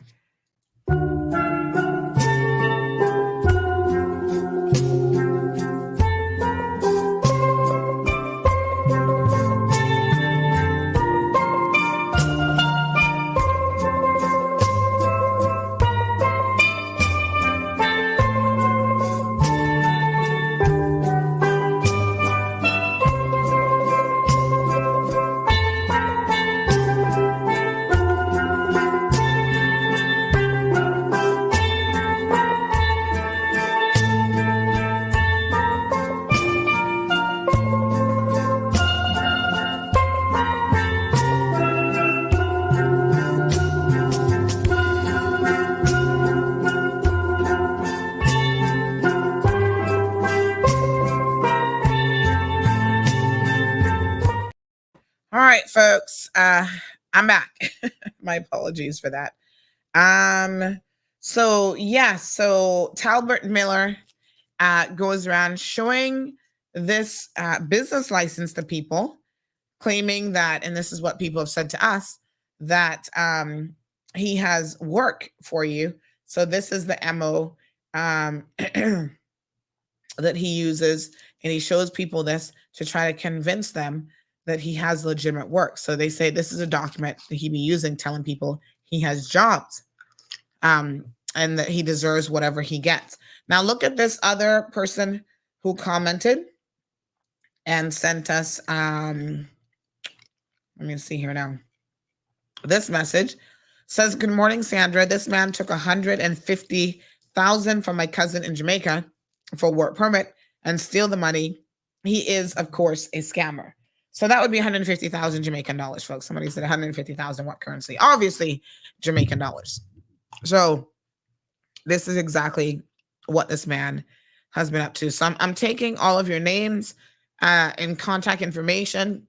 People have had husbands, friends, you know, all sorts of people scammed by this man. So again, if you're one of those victims, please reach out. You have to stand up for yourself at a time like this, because if you don't, unfortunately, this allows people like him to continue to get away with it. And, you know, like I said, the reality is, folks, when you scam people, you're not likely to end up in a good situation. Cayman is probably one of the few places in the world where you can continue to scam people and get away with it. Everywhere else, there'd be some kind of price to pay. You'd be in jail. You'd be facing some serious consequences on the streets, and so on and so forth. And we don't have to look very far, again, to see how scammers are treated even when they're part of the criminal element and they double cross each other and they do all this sorts of stuff, just like what happened to this brother and sister team in Jamaica. You know, unfortunately for them, their criminal ways actually caught up with them, and it ended and both of their lives been taken prematurely. You see? Look at these young people. Young, had their entire lives ahead of them, but want to be gangsters. And, you know, when you engage in that kind of lifestyle, the outcome can only be one of two things: jail time or death. And unfortunately for these two, they were both killed execution style in Jamaica. You guys might have seen this story. And there was an actual viral video, quite shockingly enough, that was being circulated.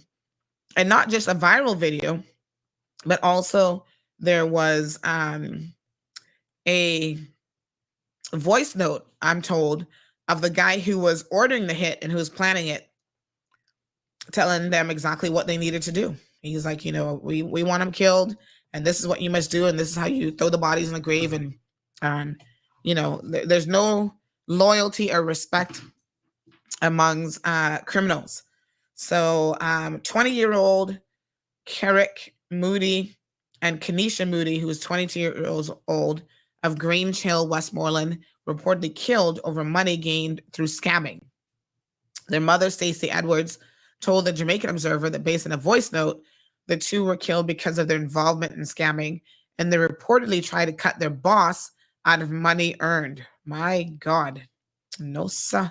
Miss Stacey, do you have the voice note? I think she was the one telling me about the voice note. But yes, it's just shocking and unbelievable. So in 2021, Kenesha was charged with her involvement in the Kings Valley gang after she was found with ammunition in her purse. And she was said to be the girlfriend of gang leader Derville Williams. So there you go. Or meth. The mother claims that she tried to get her children to live life as law-abiding citizens, but they chose to follow an illegal path. What a hot mess. And of course, she says that as a mother, she is still very much mourning their demise. It happens, you know. It's unfortunate. We just had a killing over the weekend here. Miss Bonnie is a fan of the program, and we really love and care for Miss Bonnie. But I mean, if we had to be honest, you know, a lot of people, unfortunately, are going to say that the young man, which was her son, that was brutally murdered this weekend, you know, was also involved in criminality and in and out of Northwood Prison and in and out of all sorts of stuff. So it might not have come as quite a surprise to a lot of people who are in those particular circles. Having said that, you know, murder is murder, and we pray for justice for Miss Bonnie and her family. One person has already been arrested in relation to this murder. Let me see if we have a name as yet. But we do want to express our condolences. So we understand that one person was arrested, and then we have two more that they're potentially looking for. So what a hot mess, honey child. Oh my gosh. Yasmin, it says, what a mess. He is a Monday man. If I laugh, I dead real teeth. Yep. That's Mr. Nicholas. All right. And I can't believe that he keeps trying to convince, you know, this gentleman. He's telling him, let's tell me to take the video down or take down the social media post. I was like, listen, did you guys hear the show last week? I think I gave the man fair notice. I said to him, sir, please settle the debt with this man, because the alternative is that you're going to go viral. I told him. Did I not warn him? You know, I gave the man more than ample notice. What did he do? Well, he chose to ignore me and ignore this, make the man come to his house, and he drove out of his house and left the man sitting there waiting for the money. So you know what? So be it. I don't know what else to say. We give you an opportunity to do the right thing. You still refuse to do the right thing. What do you expect is going to happen? These people are just messy. They are beyond messy. So now that he's posted on social media, he's all up in his feelings. And, you know, I don't know what to say. But I tell you what, at the end of the day, there's only so much talking that you can do and so much, you know, scamming that you can allow to happen to good people. Ay. I tell you, what a mess. 936, folks, 2626 is the telephone number. Feel free to call into the program. As you can see, I'm still fighting this. It's a lot of head congestion, and yeah, it's still giving me some licks. But I'm gonna go down fighting, honey child. Oh my goodness. Having my Theraflu and some water this morning. Trying to see what we can do, if anything. We'll get there. We'll get there. Okay, let me just see here. Thank you so much. Oh, honey child. Just reading some of your notes here. Okay. Yes. All right. Okay. So thank you guys very, very much for all the tips that you sent in. So yeah, a lot of people giving me all their home remedies, and I do appreciate it so much. Thank you very, very much. Like I said, I kind of find that a lot of times you just kind of let these things run their course. I mean, you know, once it's full blown, all you can do is kind of manage the symptoms from there. And hope that it doesn't last too long. And thank you to Miss Facey from the Savannah, what's it called? The Savannah Pharmacy. She's always on the lookout, and she always gives me good tips on exactly what it is I need to do. And so I know what I need to do, and I'm really trying hard to do it this time, like the no ice water and all the other stuff that she's always telling me. Make sure now. Make sure. You know that apparently you're not supposed to eat nuts either when you're dealing with congestion and stuff. I don't know what's in nuts that would impact you, but there you go. So thank you all for all of your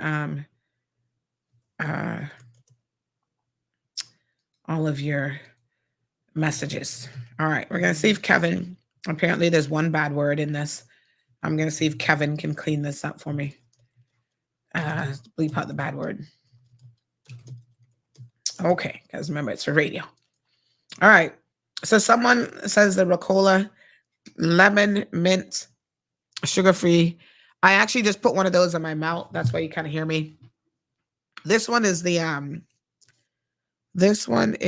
I got a lot of Ricola here. This particular one, which one is this one?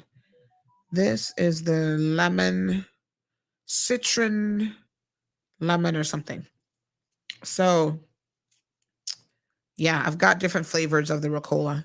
Some are a little bit more minty than others. But thank you so much. Yes, they do help. I find that when a coughing fit starts, they do help a lot. So someone says you need a diffuser with some eucalyptus oil in it and put it in your office to clear the congestion. Thank you. Good morning, caller. Welcome to the program. Okay. So somebody mentioned, who's Dave Robinson? He's another scammer? Oh, Lord have mercy. There's so many of them. And the house number 939-1278. That's his house number. 939-1278. Let's see. Well, we know he's not going to answer anymore. This guy, really something special. Wow. Unbelievable. I'm going to let you listen to the message from this morning and see what you guys think. Uh-huh.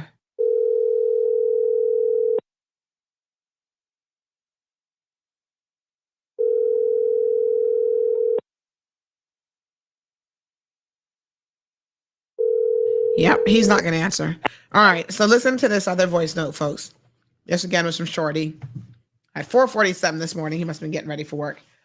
And apparently, Nicholas Miller now is trying to put the pressure on him. Here's what he had to say. Pleasant good morning, Miss Sandra. Leave out this morning at the 4th of January. I was leave out that early. Saw this car drive up to me. Realized it was Nick. No, you what Nick really come and say to me, Miss Sandra. We must tell you if you take it down. I can't sleep.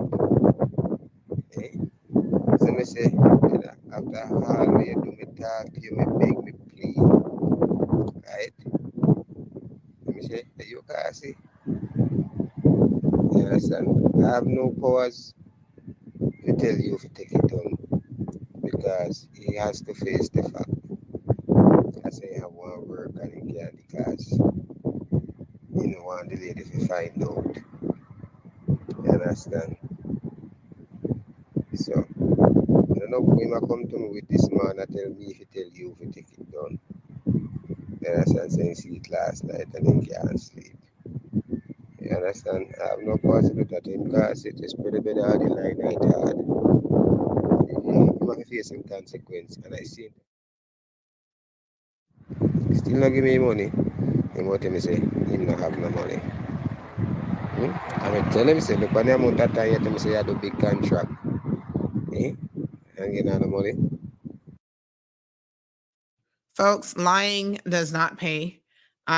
So Nick was always bragging about he had big contracts, he had this, he had that, whatever.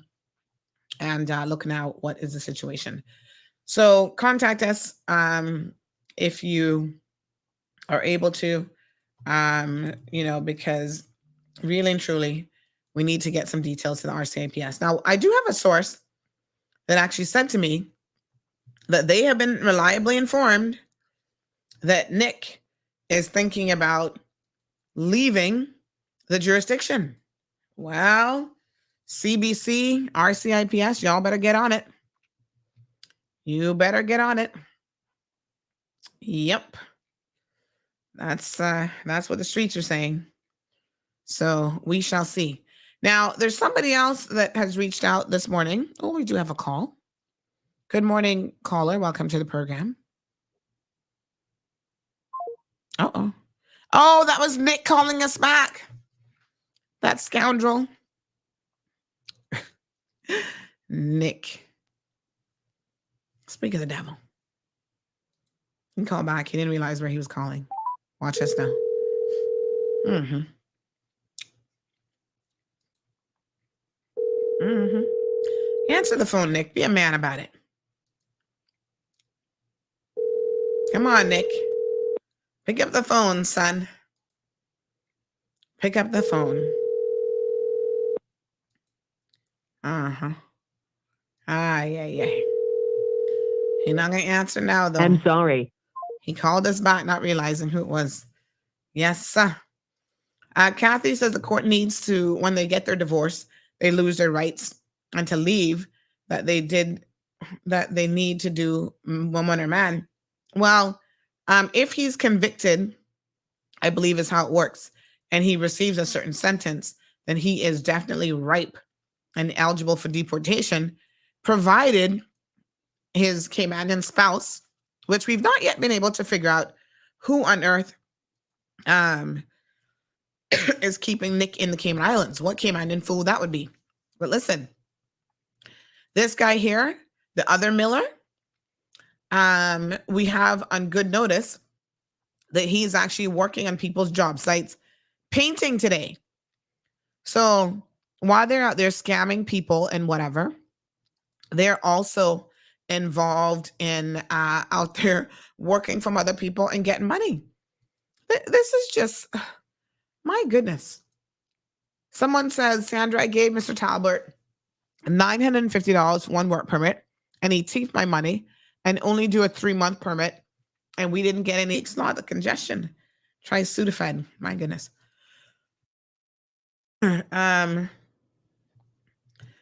If you get coarse on your throat, please do commercial breaks. The rest, yeah, it's hard to do that, but yes.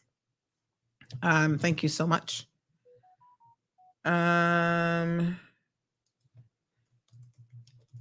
Okay, let's try another call this morning. Hold on. Let's see if we can reach another scammer.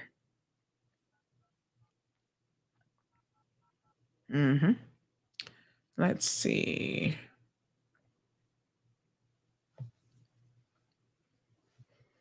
What a hot mess. Honey child.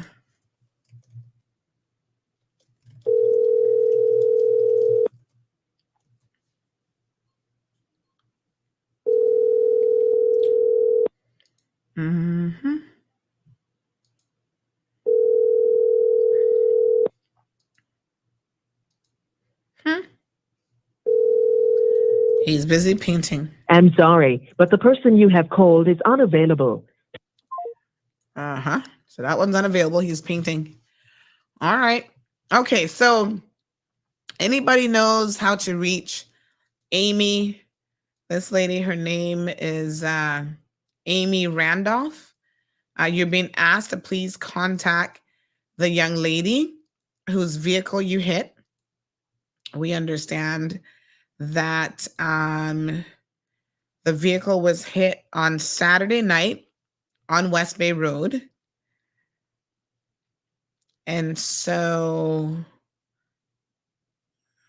yeah. So we're asking for you to please make contact with the young lady whose vehicle you hit.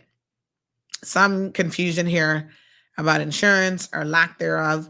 So Amy Randolph, you're being asked to please contact the victim, or you can go to the nearest police station and inquire about the vehicle that would have been hit in a recent collision. But they decide to leave Jamaica to do their dirt elsewhere. Yes, on a given Jamaica bad name, stop your foolishness. Oh, my goodness. Albert, good morning, says, agree with you 100%. A bunch of them were fighting against Mac with Health City Project. Now there's no place like it. They have no vision. Well, since y'all are hell-bent on talking about McKeever this morning, let's talk about McKeever this morning. So we left the program yesterday talking about how he recently got this parliamentary secretary position. No one has ever said, and I want to make this, if I haven't made it clear already, I want to make it abundantly clear. No one has ever said that in the 45 years that McKeever has been in public office, that he's not done some things to benefit this country. My God, I would dare say that it would be impossible to be in public office for 45 years and not have done something right. However, despite that, his bad behavior will ultimately overshadow all of the good that he did.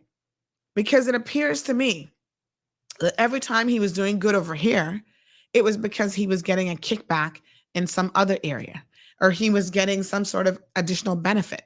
Need we remind you, in his own words, there are documents that demonstrate, is this a letter?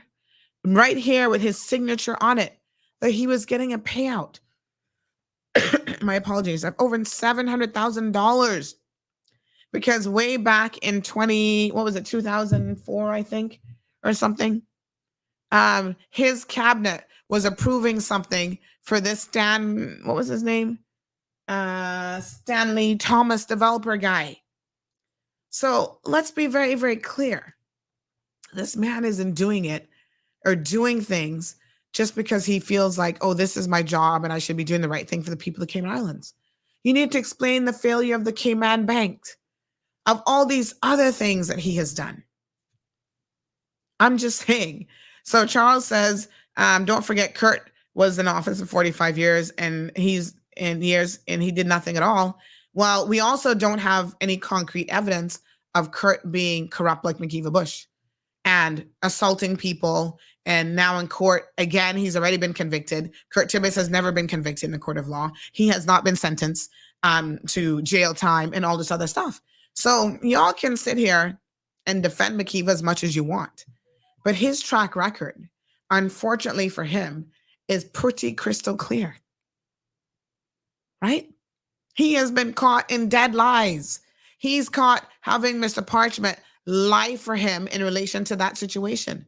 Go back through your archives and have a look. Who else in this country has ever done that? Show me what other person in this country, I don't care how long they've been in political office, was arrested as premier, has a conviction, has now been charged on multiple counts relating to multiple different things. Nobody else in the history of politics in the Cayman Islands has had the kind of record that McKeeva Bush has had. So you can be a McKeeva fan all you want, but you have got to be objective. Right? So Rough Seas says you can't single out Big Mac for doing that.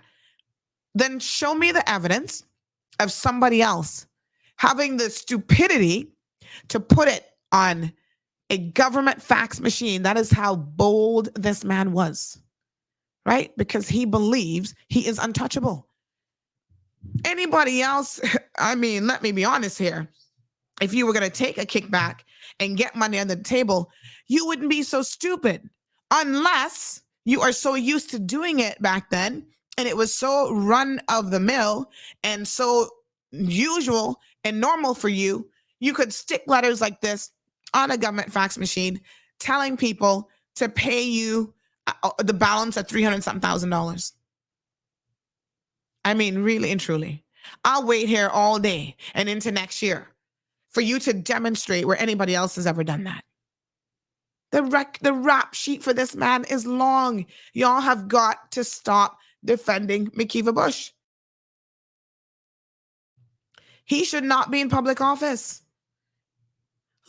By the way, let's back up. Y'all can say what you want about Americans. But one thing I will say is Americans, you can only do so much and no more before they're going to stop you, even if you are a member of their political party. So last week, I think it was, we reported on this U.S. representative who was voted out and removed from office. Let me see here if I can find his name. Remind me of his name again. The one who was telling all these lies. Oh God. He was so full of so many lies that his mother was in 9/11. I mean, this guy just told lie after lie. It was just so shocking, right? So finally, last week, they what is his name again? They removed him. Was he a senator? Let me see if I can find his name. They finally removed him from public office. I think it might be one of the first. Santos, thank you so much, Kathy. One of the first times, or one of the few times, I should say, that this has ever been done. My God. It is just shocking, George Santos. It is just shocking, right? That he got elected on a bed of lies, and he actually thought that he could maintain that situation. He was represented for New York, 3rd Congressional District, and he was removed. By the way, just this morning, he's now in plea talks to try to resolve his criminal cases and his criminal charges. They removed him from being a congressman. They voted him out. In the Cayman Islands, we don't have the ability in our constitution to hold people accountable or elected officials at that level. So they could commit all kind of crimes, murder, it wouldn't matter. And we cannot hold them accountable until we go to the polls. There's no right of recall. There's no right even within the MPs for them to have a vote to remove a specific member. My gosh, it's absolutely shocking. And because he is the Teflon Don that he is, and he makes all of these power plays, and believe me, there's no loyalty amongst any of them. Nobody can't tell me that McKeeva Bush did not have a paycheck either handed to him, or his legal fees have now disappeared and were paid for the move that he just made the other day. And then he was further rewarded by being given a cabinet secretary job. The man has, Denver says, oh, that's an old story now. Denver, the point of these situations is to demonstrate he has been doing this as long as time, time is rope or whatever. He has been doing it forever, and he has consistently gotten away with it. And that is why he feels like he can continue to do it and that he will never be held accountable. So you're happy to just say, oh, well, let's forget what people did in the past, especially when they haven't learned their lessons and they continue to get themselves in trouble and continue to have this bad track record? It's like, come on. At what point do the people of the Cayman Islands elevate their standards and say enough is enough? Really? Okay, so he did his job. Jess says he fought a hard battle for Health City. Jess, you're paying the man as premier, as leader of government business, over $300,000 a year, plus he's pensionable and all this other stuff. You think he should be working less? You think that he should not have delivered anything at all in the past 45 years for the people of the Cayman Islands? It is just striking to me how incredibly low our standards remain. Why is that? Why is it that it's even debatable that this man should retire from public office if he had any good sense or decency about him, or be voted out by the people of West Bay? I mean, you can like a person, but you have to be able to separate your like or dislike, for that matter, of an individual and look solely at their behavior and the things that they actually do. His behavior, folks, has been more than egregious. And no one has done this to McKeeva. This is not, people making up a story on him. That's not what's happening here. This is him doing this to himself. How many times are you going to be charged with offenses against women? Quite serious offenses against women. Before people go, maybe we have a problem here. How many victims are you guys willing to discredit? I'm just saying, at what point do you say enough is enough? Nobody's taken away from his credit, but we also have to, Charles, hold him accountable for the things that he did. It is what it is. You say Kurt Tibbetts did nothing for this country for 25 years. Like I said, Kurt Tibbetts also has never been arrested. He's never been convicted. He's never been charged multiple times. There's no letterhead with Kurt Tibbetts' name on it saying that he was getting a payout for over $700,000. Send the balance of the money because we just made the cabinet decision. There's no video of Kurt Tibbetts assaulting a woman. I mean, the list, Kurt Tibbetts was involved in the demise of a First Cayman bank that actually saw little old women, some of your own mothers and aunts and, sisters, lose their little life savings in that bank. And go back and read the history of how that happened, how he lied. He was not a board member. He was not this. He was not that. Yes, let's give him his jacket. But his jacket is full of a lot of holes. And you cannot deny all of these things if you're looking at the man. So how is this going to go? We can only talk about the positive as an elected official, the things that you actually expect him to do, that he's getting paid handsomely to do it. He's not doing it as an altruistic move or out of the goodness of his own heart? Anyway, listen to me. It is obvious that him and Giuliano O'Connor Connolly are two birds of the same feather. And this woman has zero scruples as premier, as far as I'm concerned. Because whilst you have an individual, let me remind you of the political landscape here.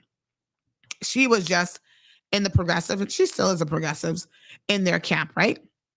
They were claiming that they would never work with McKeeva Bush again, yada, yada, yada. Or, he's got all these new charges.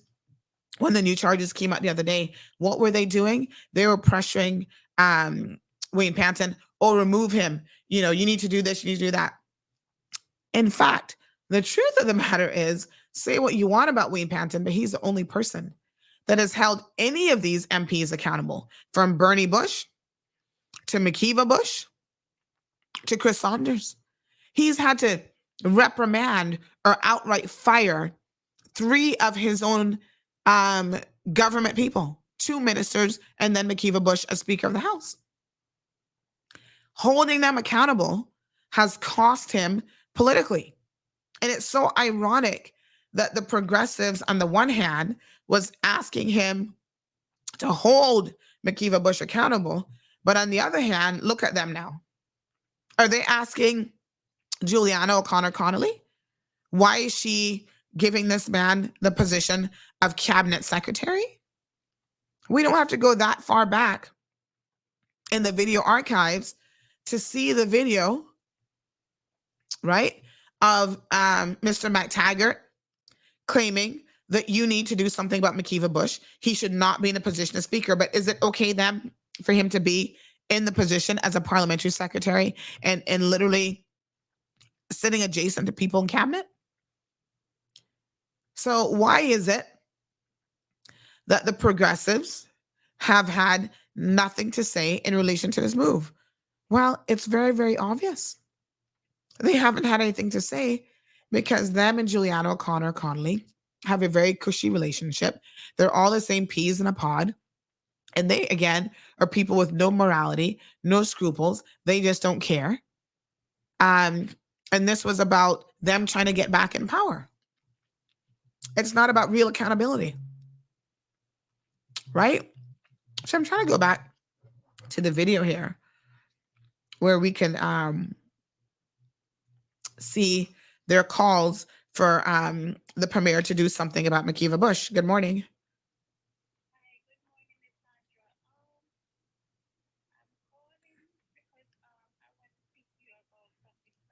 Yeah, but I'm on air, so you can't speak to me about anything private right now. This is it, but I'm actually on air, so this show ends at 10:30. Mm-hmm. I'll do my best to remember. Yes. Mm-hmm.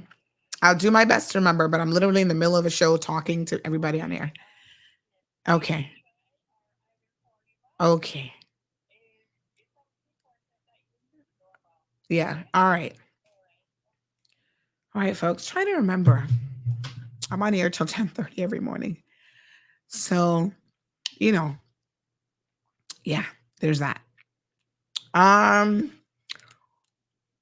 I was trying to go back to see if I could find the video about the progressives calling for this previous premier to do something about McKeeva Bush. It wasn't that long ago. I can assure you of that. In any event, clearly they now are not making those same calls. So this was, let me see. Mm-hmm.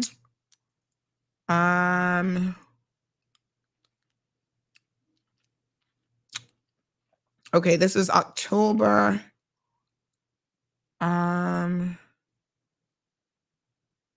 Yes, okay. Here we go. This was October of last year when he stepped down, and this is a statement from the progressives. You see, I have to remind you all of these things because it strikes me as interesting that you appear to have pretty conveniently short memories, right? And, I like to also be reminded of exactly what people are saying and when they were saying it. So here we have a letter from the Progressives, October of last year, where they were saying, and this was after Mr. Bush was forced to resign from the position of Speaker. They were saying, oh, we were heartened this morning to learn that Mr. Bush has finally done the right thing and vacated the Speaker's chair. And they're claiming it's because of them putting pressure on, the powers that be. This is why this came about. So my question to you now, why just a little shy of a year and a bit later, are you not putting any pressure on, let me see. Why are you not putting any pressure on the situation? In fact, in September of 2022, the leader of the opposition, Honorable Roy McTaggart, said that I have today filed in Parliament a motion of lack of confidence in the Speaker, the Honorable McKeeva Bush. It has become increasingly obvious to me that over the past week, despite his letter demanding the resignation of the Honorable McKeeva Bush as Speaker, the Premier does not appear to have any intention of acting to ensure the removal of Mr. Bush from the post. So this wasn't exactly accurate. What this was all about, folks, is that McKeeva Bush, although he was on a sinking ship, he was still doing his best to maintain his position. So even though he was on his way out, he was making demands of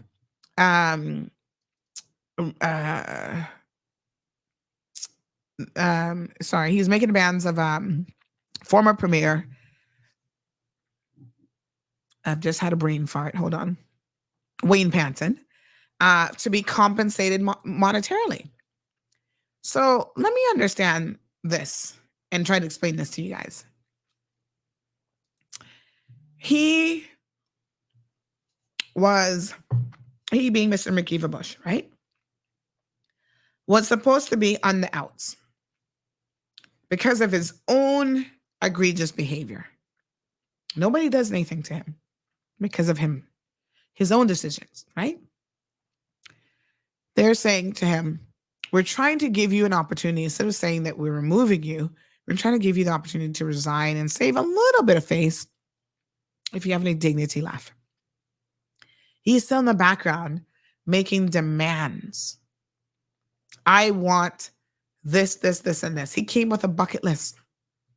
So while Mr. McTaggart was talking about, oh, we're putting the pressure on, he knows, because everybody in the inner political circles knew what was going on, that they were trying to see how they could. It's like if you have a tick on you, you know what you need to do when you have a tick? Have you ever had a tick on you? You need to take tweezers and you need to carefully remove the tick so that you don't leave the, what's the little piece that the tick has? Whatever the little thing is that they bite you with, like how they suck onto you. So you have to take your time. Tweeze them, pull them off slowly and tweeze them off, right? And that is what the government leadership was trying to do with McKeeva Bush. Slowly pull him out of that Speaker House. But he came with a whole list of demands of what he wants. I want money. I want this, I want that.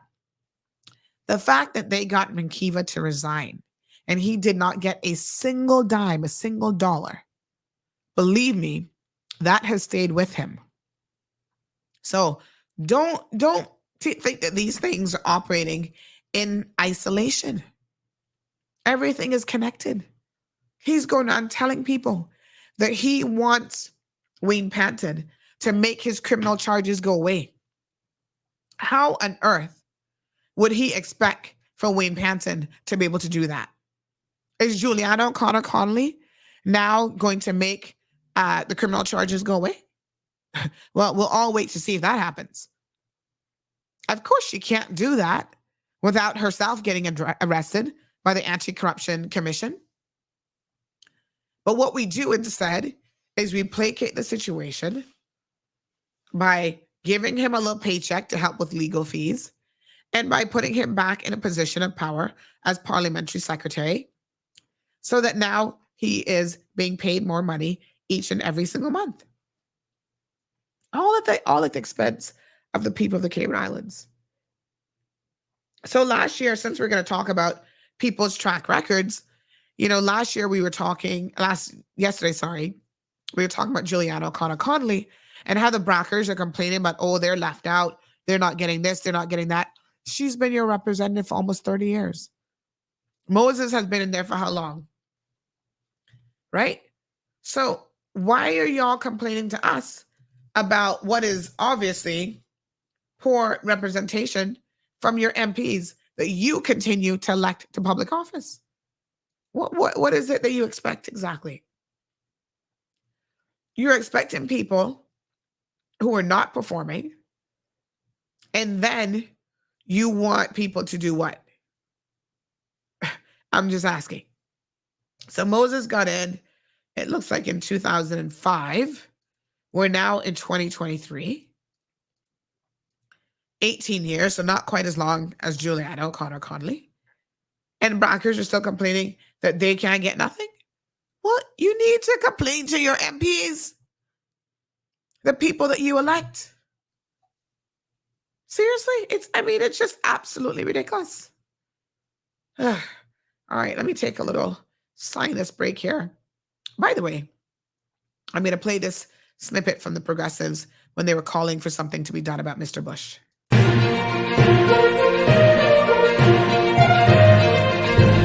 My fellow Caymanians and residents, I have today filed in Parliament a motion of lack of confidence in the Speaker, the Honourable Makiva Bush. The motion is seconded by Ms. Barbara Connolly, MP for Georgetown South, and supported by the entire opposition. It has become increasingly obvious to me over the past week that despite his letter demanding the resignation of the Honourable Makiva Bush as Speaker, the Premier does not appear to have any intention of acting to ensure the removal of Mr. Bush from the post.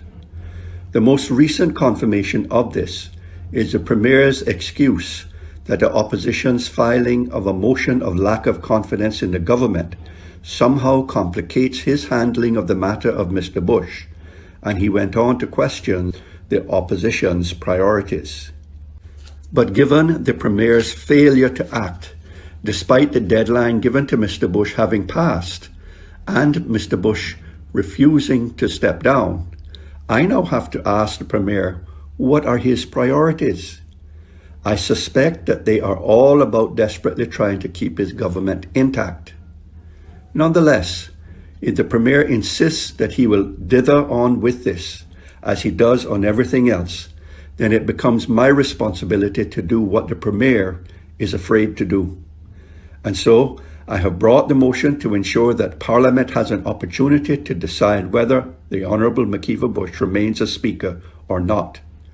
I remind the public that it was the Premier who took Mr. Bush into his government following the last election, and it was the Progressives who decided that it was better to be in opposition than to again form a government with Mr. Bush. Thank you for listening, and may God continue to bless these beautiful Cayman Islands.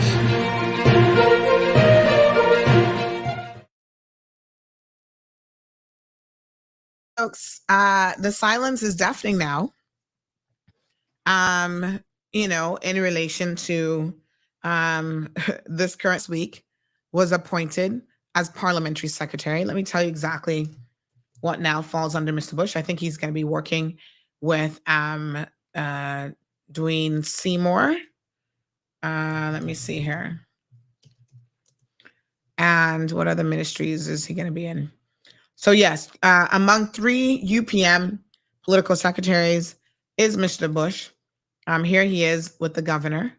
I'll show you guys this picture in case you might have missed this news snippet.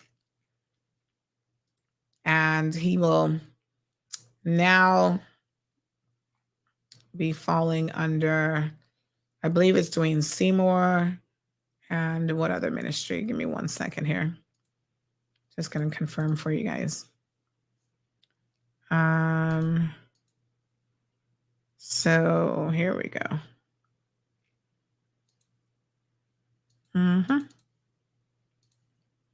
There we go. There he is. Parliamentary secretary.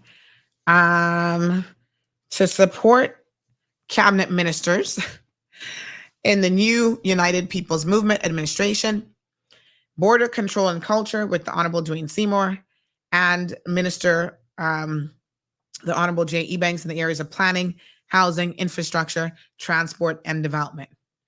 Wow. Unbelievable.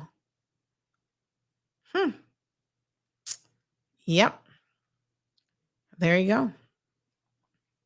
Bernie Bush took a bit of a demotion from minister to parliamentary secretary, and Heather Bodden will remain in her previous position as parliamentary secretary to the deputy premier and minister for social development, the Honorable Andre Ebanks, and minister for tourism, the Honorable Kenneth Bryan.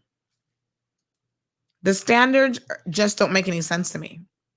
What has changed with Mr. Bush between last year and now is that Mr. Bush has actually been charged with additional offenses. That's the only thing that's changed. So, I mean, November the 9th of 2023 was when he resigned from the PAC government, right? He's had his OBE stripped from him. Charles, did since you're on about Kurt Tibbetts, did Kurt Tibbetts have his OBE stripped from him? I don't think so. Right? So in June of this year, McKeeva Bush was charged, my apologies, in a decades-old assault case alleging rape and indecent assault. That happened June 2023. So my question remains. The only thing that has changed is that the slew of allegations against Mr. Bush has grown substantially since November of last year, and still nothing has been done except he has been further rewarded for what appears to be ongoing and continual bad behavior. Nobody's holding this man accountable. He walks around with his cane for a show when it's convenient. He was recently at a funeral, intoxicated, just last month, right? This man is not changing his behavior. He's trying to fool the people of the Cayman Islands, walk around with the little cane, and then when he's ready to go to a party or go out drinking or whatever, he throws the cane down, and all of a sudden he doesn't need it. He seems to have a very miraculous recovery program. There is no such thing as a retirement age for parliamentarians, Perla. So if you really think that that's going to happen, mind you now, we need to find the video clip of him saying this is his last term and he's going to resign, because we all know both him and Julianne O'Connor Connolly have claimed that they're not going to run again for public office. We all know that that's a lie. I'd be willing to bet the farm that that's not going to happen, that they will both be running. So back in November of last year, on the heels of his call for resignation and all this other stuff, right? He resigned from Speaker. He then claimed that he's made the decision to not run the next time, God's willing, he said, Wednesday afternoon. Claims that being in office for 40 years is enough for him. Excuse me. Let's see. Because I bet you come 2025, he's going to run again. But I want to remind you guys, he said it. He's on record of saying it. This person says it's funny because McKeeva Bush is not in need of a cane or walker during happy hour. All right, let's move on from politics, folks. By the way, the government is going to be increasing fees.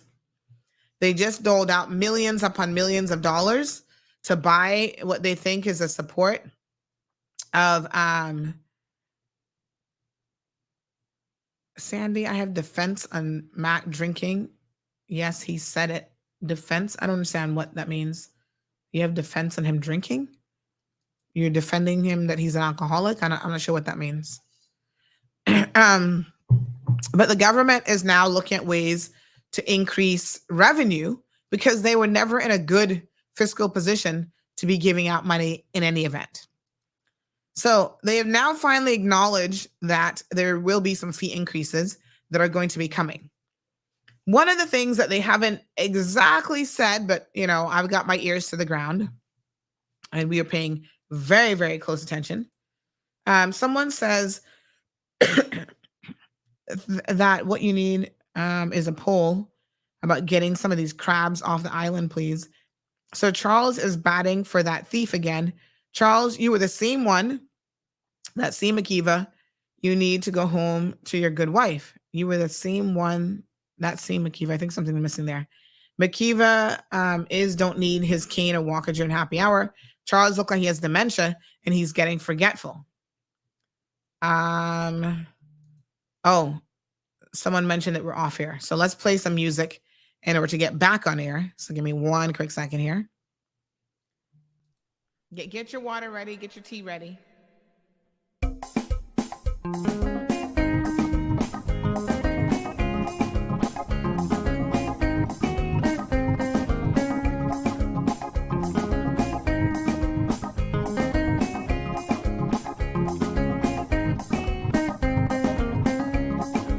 Sandra all the time is here with the cold hard truth. She's the ears and the eyes for me and you. Every day, everyone want to hear from Sandra. And every time on the air, she's getting better. So tell your sister, tell your brother, tell your mama to call Sandra in the morning and in the evening. They always calling Sandra.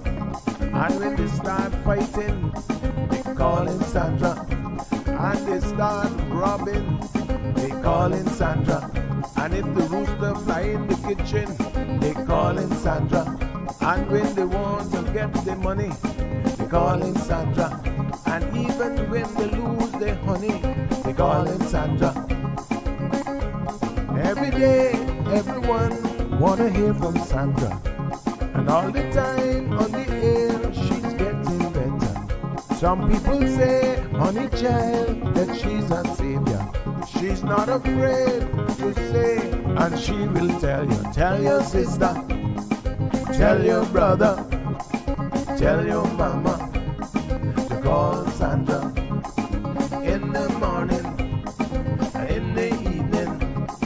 They always calling Sandra. Tell your brother, tell your father, tell your mama to call Sandra in the morning, in the evening. They always calling. All right, folks, we should be back on air now. My apologies in relation to that. There's something, there's a new AI situation there that takes us off air. So listen, this is pretty wild, but yes, someone just messaged me and said you need to go and listen to Makiva's Bush, his speech last night, because last night he's already changed his narrative and saying that if he decides to run again, basically saying he may more than likely run. The man just said last year he's not going to run again. You can't even take him at his word. My God. What on earth? No, sir. But I knew it. Same thing. I'm telling you. I'm not a betting person, but if I were, Juliana O'Connor Conley is going nowhere. She has a school now that she needs to continue to try to push. She is going to run again. Why do y'all need to lie to the people? So bold-faced. Let's talk about board appointments, and then I want to talk about this. Big shout out to Berman Scott for that song, by the way. Let's talk about the ridiculousness that we have here with board appointments, which is another political hot mess. Another way to give people kickbacks, folks, is to appoint them to boards. I have refused board appointments. First of all, I don't think that it is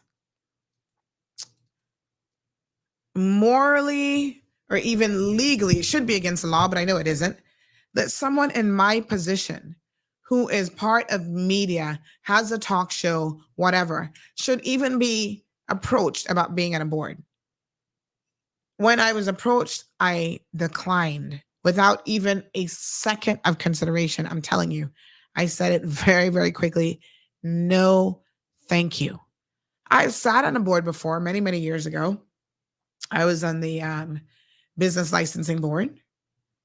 So it's not like I don't have experience sitting on a board. I know what it involves. I know the commitment. And I still turned it down because it doesn't make any sense. What board could I sit on that at some point I may not have a potential conflict of interest? That a story might not come up about that entity that I have to report on. I wouldn't even compromise myself and put myself in that potential situation. Now, boards are a hot mess, but there have been some recent changes to the Caymanian Status and Permanent Residency Board and the Business Staffing Plan Board. Now, I'm not going to get into the first one too much. Tony Powell, is that Tony Powell from Breakers? That's Alden's BFF. So I see the progressive seems to be moving up with Juliana back in the helm. Huh, interesting. But let's have a look at the next one, which is the Business Staffing Plan Board. Now, this one needed to change, folks, because remember the people who were on this board, the chairman was Richard Barton. I didn't have an issue in principle with Richard Barton being the chairman, none whatsoever, until his deputy chair found herself in a bit of a situation where she was administratively fined for being in breach of the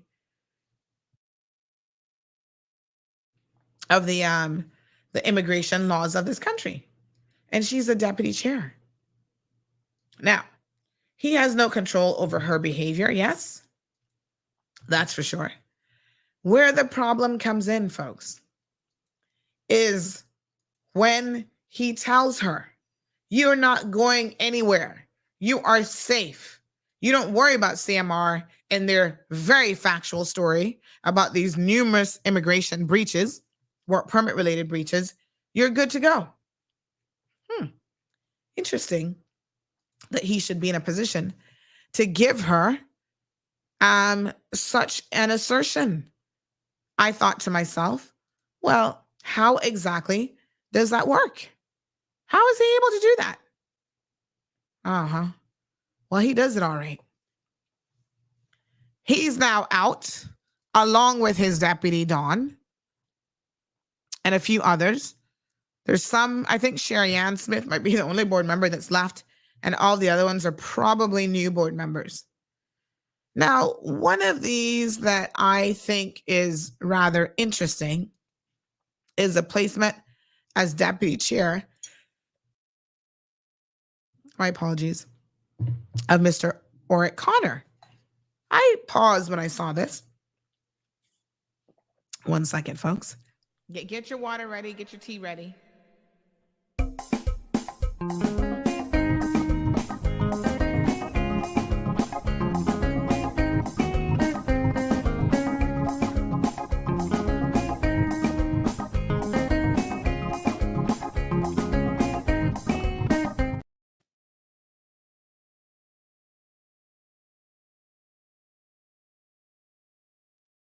My apologies. This cough is killing me.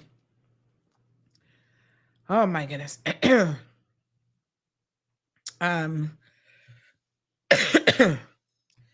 My throat's like, I've had enough for the day. But yes, folks, so this is particularly interesting because honestly, the problem here, again, is the same reason why I would never accept a board position. I would have thought that Mr. O'Connor, who, just last week had the premiere, the new premiere on his program, she's promising Radio Cayman additional money and all this sort of stuff. I'm like, hold on a second here.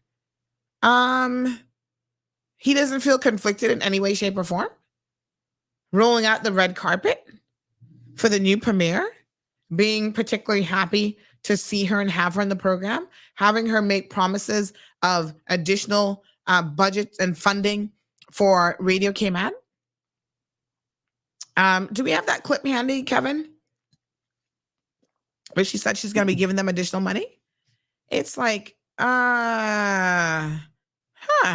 this is interesting. So now he's deputy chair on the business staffing plan board. Not to say he's not qualified, because Mr. O'Connor was head of immigration for a very, very long time. He worked in immigration. He has a lot of knowledge as a previous civil servant in that specific area. But I think that there's a possibility here of two things happening. You stay in the position of deputy chair and you resign from your talk show. I mean, I don't think that's a bad deal.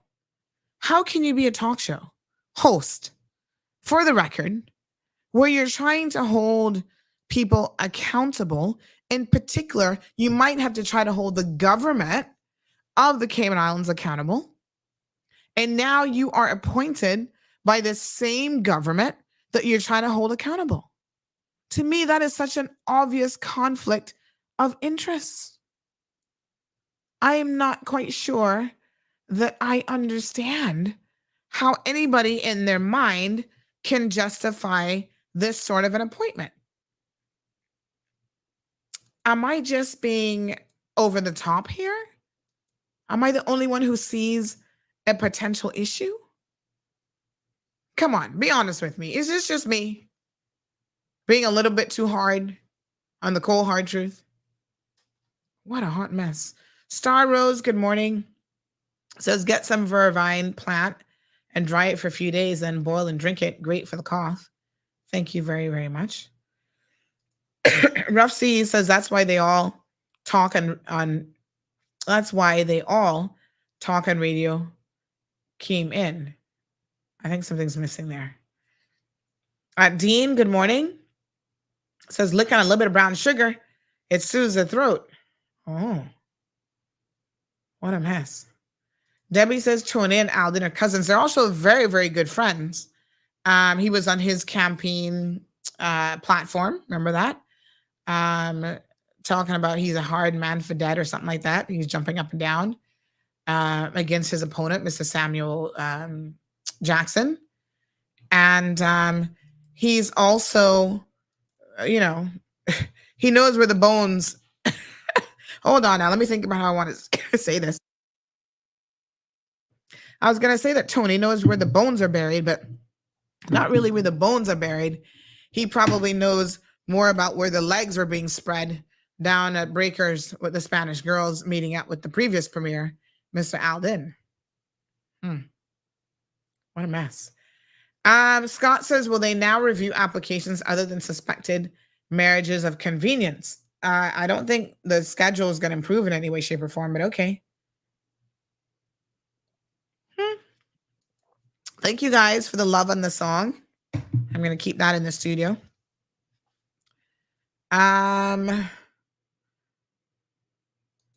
Oh, thank you. I'm understanding Rough Seas.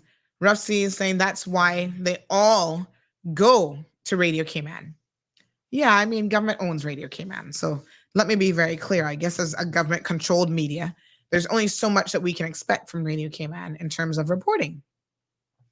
They can't afford to ruffle any feathers, because the same way that they can add to their budget as we like you, pat on the back, we're going to buy your support.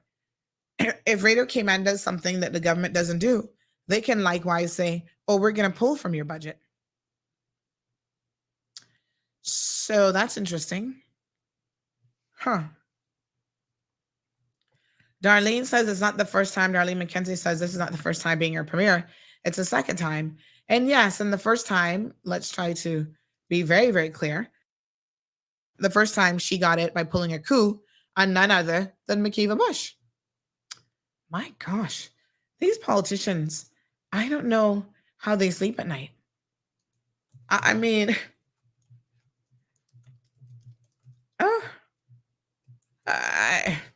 they must have to keep a book where they write up who am I friends with this week in the world of politics.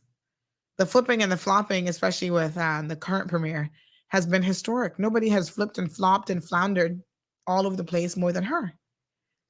Someone says, don't forget the licensing department breakers is on Tony's land. Yes, the government leases that from him. What a hot mess. Okay. Some other comments. Somebody said, not sure why Makiva's people are on there, these boards. Well, of course you know why. Again, you know why they're on there. Come on. Oh my God. No, sir. What a hot mess. This person ran in the back of my daughter this morning. Did not stop. When she did, they drove through some side road. We'll be reporting it to the police.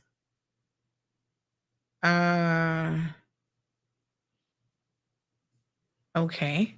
No photos? Folks, you guys have got to get a dash cam. I'm telling you, there's so much foolishness that goes on. Oh my gosh. Unbelievable. No, sir. You got to be able to capture it. What a hot mess. So this person says, Sandy, the second Miller, this is the one whose name is Talbot now, commonly known as Slicer, marry a very old Caymanian lady. Nick have a close immigration connections working with. Oh, really? Huh. That's interesting. Thank you so much for sharing that bit of information. It does make you wonder how they're able to get away with so much. Huh. What a mess.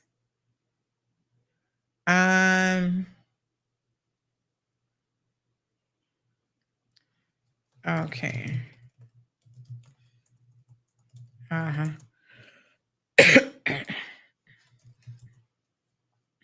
Okay. Let's see here. Just a second. Okay, okay. 936. Oh, good morning, caller. Hello, good morning. Morning, how are you? Morning, Sandra. How are you doing, my love? Oh my gosh, trying to survive this cough, huh?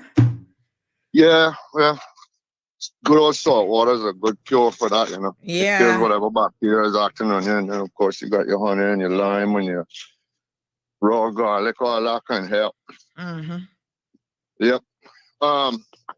Sandra, just think about your mom.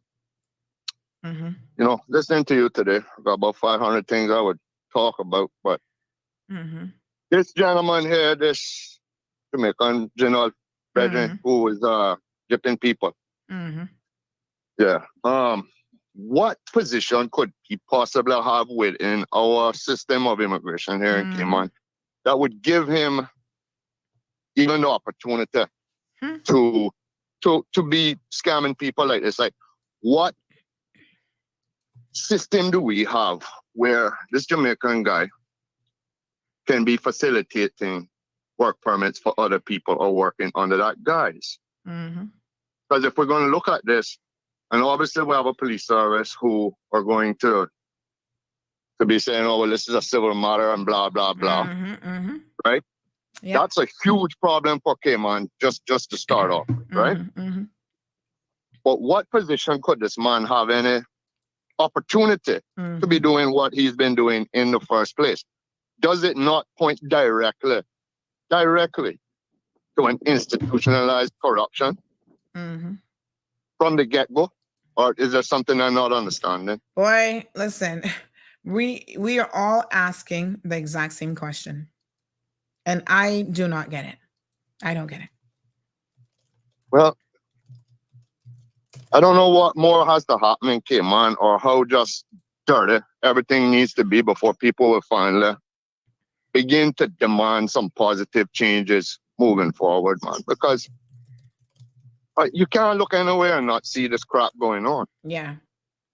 Right? And if the powers that be that we have here in Cayman, and we are between a rock and a hard place, but we're talking about a justice system that more often than not is failing the well-being and the interests of the Cayman Islands people. Yes. And we have a vast majority of those within positions of leadership who are quite obviously, over the generations, have proven themselves to be more content with taking advantage of these disparities, these inequities, these inadequacies, yes, than actually making the positive changes that Cayman needs in order to try to move forward in a positive direction into the future. I mean, yeah, I'm baffled just like you are. Because the thing that I always say, right, if someone like him can get away with it and he, on the face of it, does not appear to have any clout that we can see and that we're aware of, what about the people who do? Imagine what they're doing. Exactly. No, this is not new. And we can take this one, General, we can go right on up the line and look at the firms who make a living doing this and so on and so forth. When I heard you talking about McKeever, right, and I see Charlie and I see a couple other people there trying to stand up for him and come in with their whataboutisms about this one or that one. Yeah. You're losing the point, folks. We're talking about people who have been guiding the trajectory of the Cayman Islands. And the negative consequences that are all around us that everybody is complaining in about, one way, shape, or form complaining about, but y'all are still hanging up and still thinking that you are going to get anything better from these same individuals. And it doesn't work like that. Cayman needs positive change, but Cayman needs a paradigm shift. And I am well aware that there are people who would vehemently disagree with me, but Cayman, we are stuck between a rock and a hard place. And that rock and a hard place is the agenda of a crown wherein our own crooked ass politicians and others serve a purpose for them. Yeah. And the well-being and the interests of the crown will always surpass the well-being and the interests of the Cayman Islands and her people. I want you to look directly towards the Stan Thomas affair. Yeah. And ask the question, why? Why was this man McKeever not held accountable? Exactly. To that transgression, basically stealing Cayman Islands money. Yeah. And this is not one incident, this is thousands of incidents over the years that have happened. And what do you say to people who are like, oh, well, that was in the past? I'm like, that a person's past, every single action is who they are. It's who they become. Well, then let's look at who is actually benefiting from it. The same people who have turned Cayman's once viable, sustainable tourism industry and corrupted it from the inside out, the outside in, wherein true ownership and stakeholdership of Cayman's tourism product is no longer in the hands of Caymanians. And then you have to think about those connections between those powers that be, whether it be local or colonial, and then you can begin to put dots together and connect why McKeever Bush has been allowed to continue. The man does not operate in a vacuum. Yes. Neither does any other individual. Yeah. Who is a predator against his own people and takes money at the expense of a viable and sustainable future for the Cayman Islands and her people. But you have to begin to look, y'all. You need to be able to look at the other players involved. That man serves a purpose for the FCO. He serves a purpose for their agenda. Their agenda is to keep not only the financial services industry going, among other interests, which will, with the present structure we have here in Cayman, will always rise above in importance for the well-being of the Cayman Islands and her people. We have to start looking wisely and judiciously and carefully and honestly at the root causes of why things are the way they are here. And that will require people to look their own self in the mirror. Amazing. But Thank if you. they're going to keep going like this, we're going down a bad road, y'all. Yeah. Thank you so much. All right. Yeah, I mean, I'm often flabbergasted by the lack of just standards that we have. And the irony of it is we then have the audacity to sit back and talk about why we're in the position that we're in.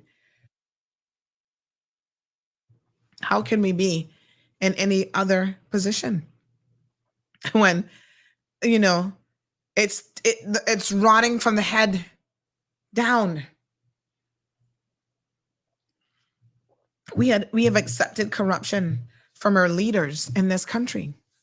And if we get one or two leaders that cannot be bought out, that are not corrupt, we don't allow them to stay in a leadership position long enough to do much of anything. It really is shocking. Thank you, Scott. Scott saying you can get dash cams as cheap as $99. So do yourselves a favor and invest in one. In the meantime, if you drive a black or gray Ford Expedition, license plate number 159443, at 7 a.m. this morning in Bodden Town by the road connected to Valley Gardens, you're being asked to step forward and bring yourself to the authorities for basically hitting another vehicle and leaving the scene of that incident and driving through a side road. Our people have no backbone. They have no scruples, but neither do our elected officials. So there you go. Starts from the top and it works its way down. I can't believe that people would think that they could do something like this and get away with it. Well, I tell you what, not as long as CMR is on the job. So we're going to put this up on social media. Whoever owns this black Expedition, you're going to be exposed today, honey child. And you need to be charged with leaving the scene of an accident, which, like I've said before, what the government needs to do is they need to update some of these really antiquated laws to bring them more in line with some, decent repercussions. Leaving the scene of an accident should be considered an extremely serious offense. So again, anybody knows who drives a black or gray Ford Expedition, license plate number 159443. You might be listening to the cold hard truth as you're trying to do a sneaky link around the place driving this morning. Please get yourself together. You hit somebody's car and you left the scene of the accident. You got to do better. All right. So, Philip, good morning. How are you? Philip says, I don't know who this gentleman is, but he's hitting the nail on the head. Until we as Caymanians get rid of these recycled politicians, nothing will change. Instead, the love of money, power, and position will remain, which breeds corruption. No doubt, says Alejandro. Michael says, the man on the phone seems to have forgotten much fighting with the FCO to the point it nearly went to direct rule. How short are people's memories? Dean says, evil rules the world when good people do nothing. Amen to that. Perla says, Caymanians, please open your precious eyes and get informed. What a mess. Huh.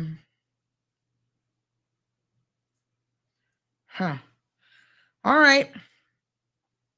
So let's talk a little bit about this fight situation in West Bay. Well, it didn't turn into a fight, but I want you to sit back and envision this for a second, folks, because this is, like I said, if I did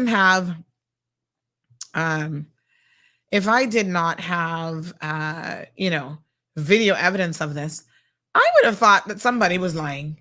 I would have been like, there's no way that this is actually what's going on in the streets of the Cayman Islands, in our neighborhoods with our kids. This is the story, folks. A young man is at home, minding his own business, playing video games, whatever. I think this happened over the weekend, if I'm not mistaken. Not bothering anybody, not doing anything.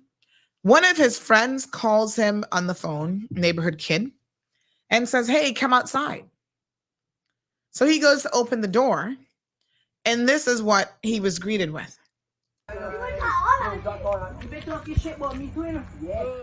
Oh Lord, they were.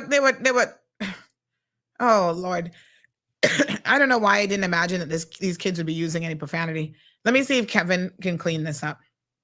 Lord Jesus, really, kids? So let me see what we can do in terms of cleaning up the video. Hold on one second. So here they are showing up at somebody's door with guns. I heard a knife and a gun is what I'm told. Weapons. Let's loosely say weapons. And now they are ready to fight this young man in his home. Okay. What a hot mess. His poor grandmother, shocked and like, what on earth is going on? So quite shocking, to be quite frank and honest. Let me while I'm waiting on that video, it's only 41 seconds, so hopefully it won't take too long. Alejandro says, wow, they're thinking they're on some gangster Fortnite warriors. Yeah, these kids are ridiculous. These kids are ridiculous. Oh my God. All right, let's give Kevin a minute to get that going for me. In the meantime, let me cue up this other, I was talking about this other video or voice note earlier. And I'm going to let you guys listen to this now. Let me see here. So this is the voice note of the setup in Jamaica with the guy who was basically ordering the murder of that brother and sister team. I don't know if it's the actual boss that they had stolen from or one of his henchmen or how exactly this works. But here we go. Hold on one second here. Oh gosh, let me see where we just saved this video. You can't make this stuff up. This is like the wild, wild west. All right, have a listen to this. That father bad man, that a whole league and things we bury them head until or two of them head and head, Curly soldier curly and done, man. You see piece of chip like a work, Khaki color angle, one really khaki color angle work, Yes, man, that's a 50 man. You see it. Chop a man from my dog and go around my dog, you see it. So look how much I dust up here, go up there in the yard, because we don't get inky and don't know where they live, you see me? Because food here in the yard, and they don't tell you the information every thing already. Everything there yard, so we bury them and all then after I dust up, we will get the money up at the yard. And then after now, when I 9 night, I'm left this at you see me?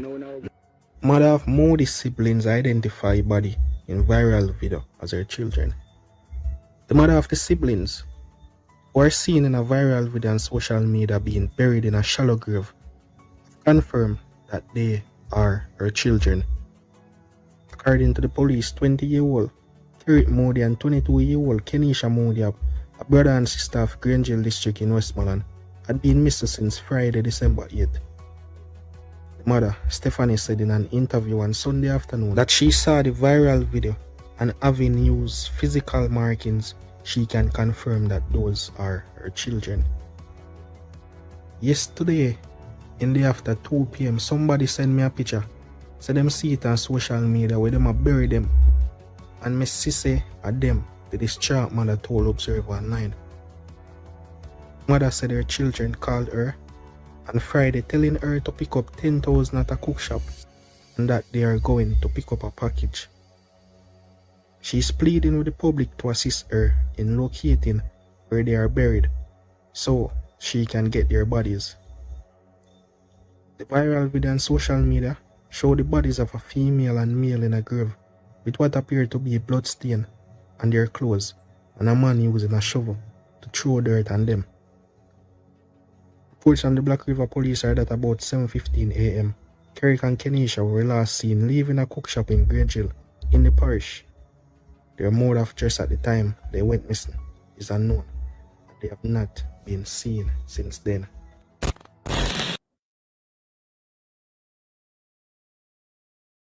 All right, folks. So shocking situation. You know, like I said, you know, you travel to a lot of these other countries and you live in these countries. They do not play with their criminal amongst themselves. They just don't play. So you heard the guy, he was kind of trying to speak in code, I guess, ordering and saying that this is what they were going to do. They know the money that is missing is in the house at this particular location, and they were going to get the money. So it's crazy. Patricia Bryan says, this is why a young man named Glenn and my brother Seaford were murdered. The same friend called them both outside, yes, years apart, calling them to their death. They were friends here and overseas. Wow. Very, very sad. Charles says 2 lives for only $50,000. Wow. Life is so cheap nowadays. Well, it was written, we reap what we sow. And that's 50K Jamaican dollars. How much is that in US? I have no clue what that is. What's the currency conversion? I know it's not very much money, but I think it's probably less about the money and more about sending a message that you just don't do those sorts of things. Okay. All right. So, what a mess. All right. So we're just going to wait on this video, but here is the thing. I'll show you the video with the youngsters, but this is what I want to say about this situation that's very, very concerning. When the RCIPS were called about the incident that night, their position is basically like, oh, this is, oh, wow. Jordan says that's $321 US. Wow. Damn. That can't even, $321. That can't even get you a ticket to Miami. But it goes to show you, for some people, that might be a lot of money.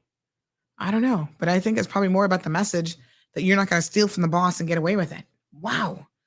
That's so crazy. Oh my God. Horrible. Thank you, Jordan. So yes, the police were contacted. Their position was,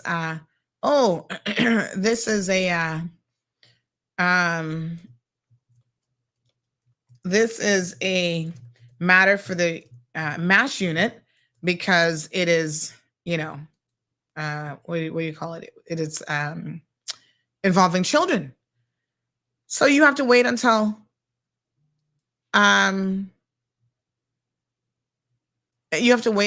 Monday when they open up. No. Say what now? No, going and you know that show, the first 48 hours is the most critical in any sort of a situation, right? You go and collect the evidence, you collect eyewitnesses, you start talking to these kids right away, calling the parents. Oh no. MASH unit, they work Monday to Friday, 9 to 5. They'll contact you on Monday. Listen to me. Our police officers really got to do better, I mean, I keep saying it, and I feel like I'm a broken record, but it keeps getting reinforced over and over again. There was another incident over the weekend where a female was assaulted at a sporting event by a male visitor. She reached out to me as I was driving between Miami and Fort Lauderdale on Saturday. Said, Miss Sandy, this is what happened. I had to go to the hospital. I'm in pain, blah, blah, blah. This guy who's visiting from overseas kicked her in the back at an event. Other people saw it, publicly did so, because he was intoxicated and thought it was funny. And I said, well, have the police arrested him? Oh, she went and told the police,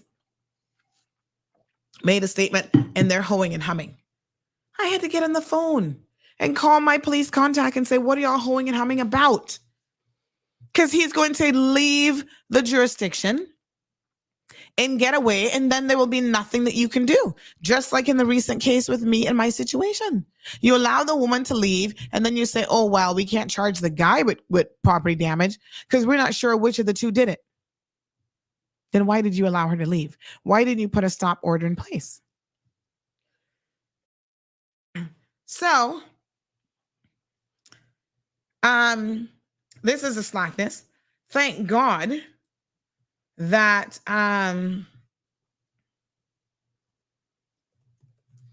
thank God, honestly, folks, that because of that phone call that I made, they were like, okay, we need to get on it. And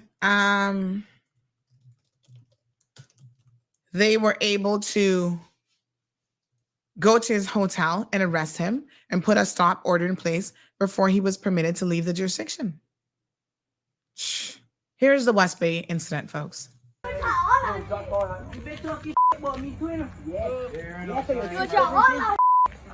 all I said, that's between you and JJ, that's between you and JJ. I mean, I don't have no problem with nobody.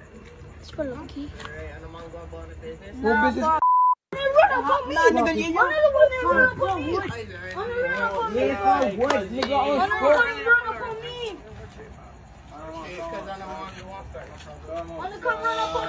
No problems, nigga. We boom you at your phone. But I read for anything, no fun. I read for anything, boy. I read for anything, bro. Remember I told you say your phone at your forward, no?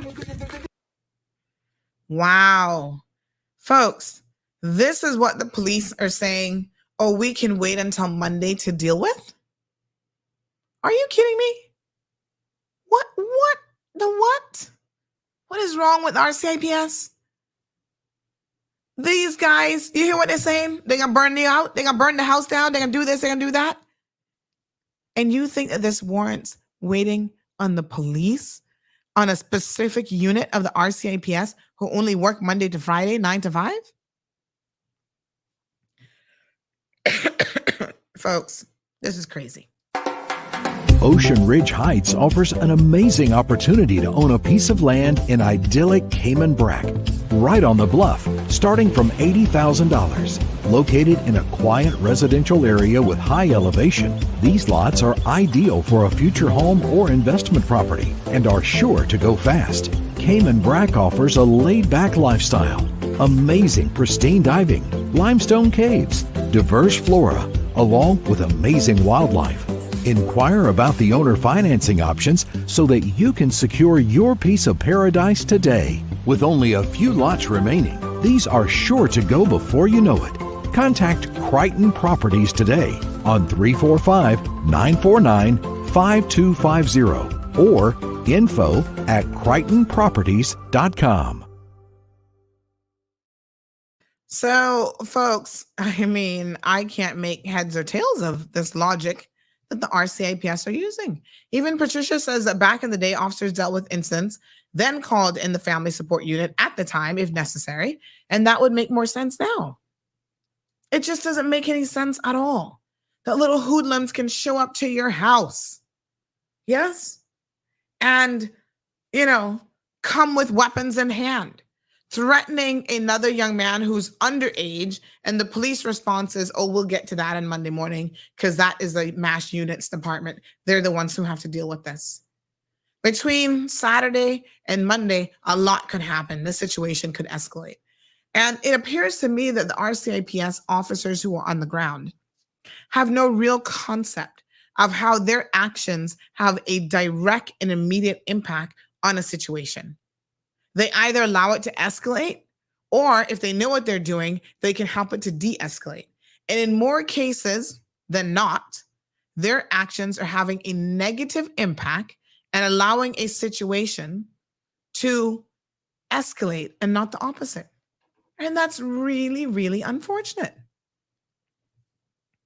Sydney says he's going to call tomorrow's show. No problem.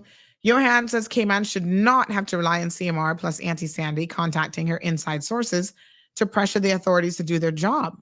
Earn your paychecks and do your jobs. Pretty please. I mean, he would have been on the next flight. Luckily, they arrested him at the airport. And now he's been bailed. I don't know why they gave him bail for, but I'm hoping they actually kept the passport. Okay. Vanessa said I would be outside with my beautiful machete. Diamond Princess says these little kids need to be taught a serious lesson. They want to act like adults, hooligans, so treat them like adults. It's just unbelievable. I mean, you hear them. You hear what they're saying. They're threatening this kid, and not just him. I mean, he's saying, I don't got no beef with y'all, just leave, whatever. Well, clearly they have a beef with him. And they're threatening, as far as I'm concerned, everybody's life in that building, in that home, including that of his grandmother. The RCIPS should take these sort of incidents extremely serious and shouldn't be telling somebody, wait till Monday. A special unit will make contact. Good morning, caller. Good morning, Sandra, again. Can you believe this? I can, unfortunately, I can, because this is the way it's going around. I would love to hear Mr. Kurt Walton's position on this directly as the Chief of Police of Cayman Islands, if it is acceptable and it is part of what he is teaching his officers or instructing his officers to do when faced with a potentially very violent situation such as this, to allow for such incredible dereliction of duty. Listen, Sandra, people here in Cayman are witnessing a lot of violent criminal activity that is happening and becoming more and more prevalent. And if we do not look at the reality that we are looking at a state of virtual anarchy, wherein the ones who are given the privilege of being the ones to stand in the gap in situations such as this and are constantly, whether it be fraudulent activity, well, guess what happens when somebody goes to every end they can to sort out a situation? Not everybody is going to bite the bullet and say, you know what, I would rather not go to prison. I would rather not get into trouble. No, they're going to pick up a weapon and they're going to hurt somebody else. Specifically because we have a system of policing and law and order and a justice system, supposed justice system in Cayman, which is not doing its function. It is not fit for purpose. And this is just one of a litany of examples where this reality is coming to its toxic fruition. Yep. It's unacceptable. So, I mean, I would, if Mr. Walton or anybody within Mr. Walton's earshot is listening to the program today, look, my name is Jonathan Adam, Mr. Walton, and I want to know if you think that the behavior of the officers under your command that evening in West Bay, I want to know, Mr. Walton, is that okay with you? Is that what you taught these people to do, sir? Is that what you've instructed them to do, Mr. Walton? Yes. I want to know that, man. It's a good question. Because we're beyond ludicrous. It's beyond ludicrous. So you can't, on one hand, have the governor standing up there talking about, oh, we are going to be hard towards criminality, this, that, and the other. And when people call the blooming police to come and stand in the gap for a very potentially violent situation, tell them, but they're going to have to call March unit on Monday. No, man, come. You can't, you cannot expect for a virtual anarchy and a selective application of justice to continue without expecting massive amounts of sociological degradation. And that is exactly what you're looking at there. And once again, you, me, and the rest of creation know. All you got to do is open your eyes, you're going to see it. Right, Christina? Yep. I want to know, Mr. Walton, is that acceptable to you, sir? And if it's not, will you be holding your officers to account in that regard, sir? Because I would really like to know. Because we have a police service in the Cayman Islands, which is owned and controlled by the Crown. like to know what the governor thinks about that. Seeing as how the ones who control it and own it, not Cayman and not Cayman people. Mm-hmm. Absolutely. You can call me anytime you want, sir. I'd love to have that conversation with you. Yeah, thank you very much. Not here in Cayman is a recipe for things to get worse, not better. Yep. Thank you so much. I appreciate it. Yes, ma'am. Yeah, I mean, it's shocking. I mean, the caller, I have to agree too, that, you know, those of us who've had any dealings with law enforcement in this country probably are not all that surprised, but still, these are children. Charles Whitaker says, Sandy, they told the grandmother that they would have someone call her yesterday, but up to now, no one has called her. Charles, what are you saying to me? That has got to be a lie.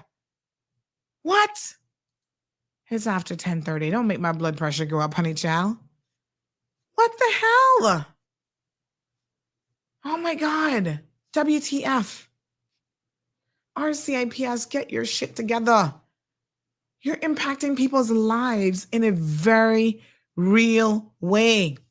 Shaka Zulu says that third world country mentality is proliferating throughout Cayman, even in the RCIPS, and it's so unfortunate.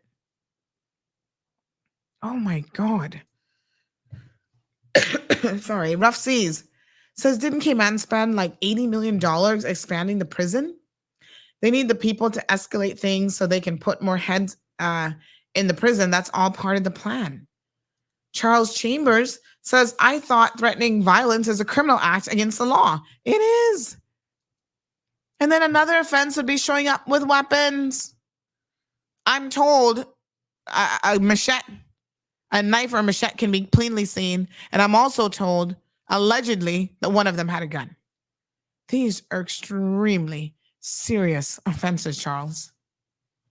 Under no circumstances should the police, days after this incident, Charles, did it happen Saturday night or Friday night? Which night? Because I don't understand why they'd be waiting. And up to today, no one has contacted this family. What the fuck is wrong with the police? Seriously, what is wrong with the RCIPS? Well, Charles says it's not their country. Maybe that's why they don't care. Siobhan says maybe it's not their country, but they're wearing the badge and took an oath, so they need to do their jobs, just saying. Shaka Zulu says, Sandy, the law enforcement problem came out is that folks charged with the duty are generally from third world countries and therefore are more tolerant towards the level of violence that we see. That is a big part of the problem. They are more than happy to turn a blind eye because this is nothing different, nothing new to them. And a lot of them just do not know their jobs as well. Absolutely. And listen, I'm not saying that every officer that comes from these countries doesn't know what they're doing or doesn't do a good job or whatever. But we have one too many that this is the case with. And they have a lackadaisical attitude, a don't care attitude, and it is just absolutely shocking and deplorable. Wow. Unbelievable. RCIPS, please, y'all gotta do better than this. I mean, I cannot believe it. Jesus Christ. Scott says if they don't come to distress calls, can they come pick me up when I can't get a cab? What are they actually doing? Sue McLaughlin says this is because most police are Jamaicans. I mean, what percentage of our police force are actually Jamaicans, do you think? 70, 80%?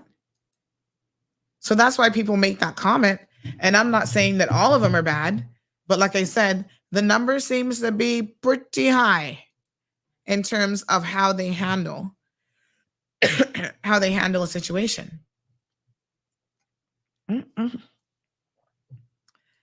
Oh my God. Oh my gosh, what a mess. Folks, we'll reach out to the RCIPS. No, I tell you what, we're gonna do one better than that. We're gonna put up the story because this is what they hate more than anything else, is being shamed into doing the right thing. So we're going to put up the story about how they have taken all this time and not responded days later to an incident, a violent incident, a potentially violent incident, threats being made, weapons in hand by these teen boys. Nothing has happened. Now, I'm sure that some of these children, I don't know which school they go to, if it's John Gray or Clifton Hunter, probably John Gray. But look at what the police have done. This happened on Saturday. They allowed these kids to go to school on Monday morning, where something could have gone down yesterday with that exact same child, and they had no intervention whatsoever in the situation. This is where, like I said, the police are causing people more harm than good when they treat situations like this. So believe me, one of these days, somebody is going to sue the RCIPS for their, what's the proper word that I'm looking for? Just inability to act. They have a duty, dereliction of duty. There has to be something of that sort that they're going to be sued for one of these days. You watch and see. And then they're going to have to pay for some poor mother having to bury her child. Oh, the police were called, Shaka Zulu, and they said somebody will call you on Monday. Yep. What a mess. Negligence, absolute. Thank you. Where are the parents? My God, is that a real question? You think that my child could be out after dark anywhere, a teenager, and I don't have tabs on their whereabouts? They could be hanging out with other neighborhood children to walk around with a machete and potentially a knife. Where are the parents? When they bring these kids in, they need to arrest the friggin' parents if you want my honest opinion.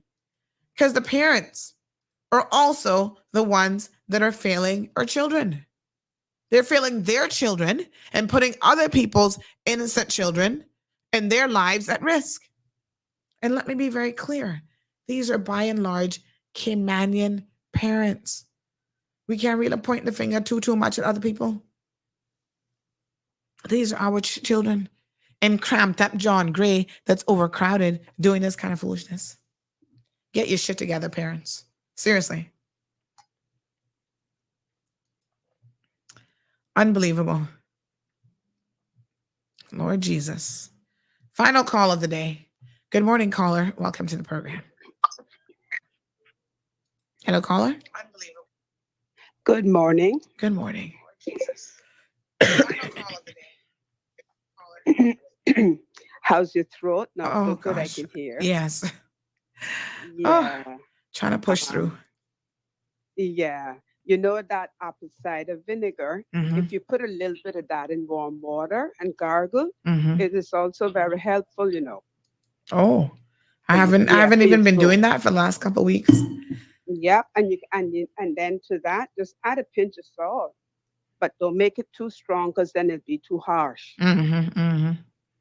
But anyway, Yes, I just ma'am. wanted to say this.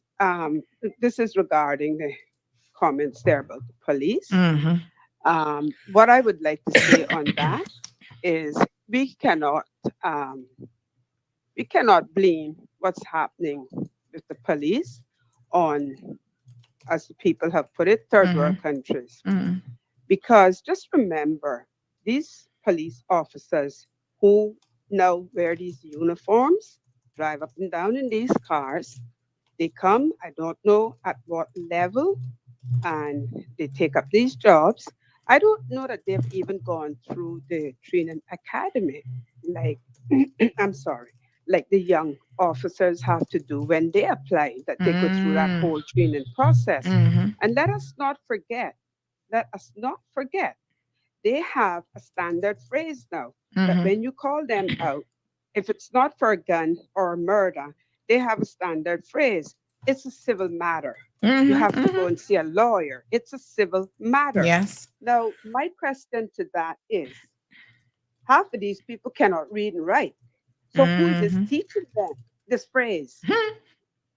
And then look at who was heading up the police force for many, many years.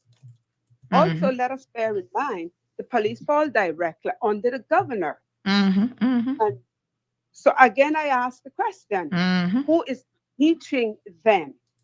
They're not bringing this here with them. I'm sorry. Because if this was happening in their country, it would only happen one time. First of all, these people couldn't hold a police job in the countries they come from. Well, we've seen, unfortunately, that some of them have been officers in their own country. But what a lot of them do here, and I'll be honest with you, I've seen this happen a lot. They start off as security guards in this country, making minimum wage, and then they quickly move into the RCIPS after a year or two of working for a local security company. But we've had, remember the one who was charged with murder, but he ended up getting off, the police officer in Jamaica. So we have had some officers who have come here under very, very questionable circumstances, and you have to wonder what the HR department at the RCIPS is actually doing. And again, I say, what kind of training are they getting? And the better question is, who are they getting the training from? Yes. Who are they getting it from? Because I can tell you one thing. People don't call his name, but I'm going to call his name because I don't think he got enough credit. There was a man who had rose to the ranks, of deputy commissioner. And of course, he wasn't very popular because he kept them all straight and in line. And he was from England. His name is Kevin McCann. And a lot of them, like I said, and I said them as in the police, they did not like him because he kept them all straight.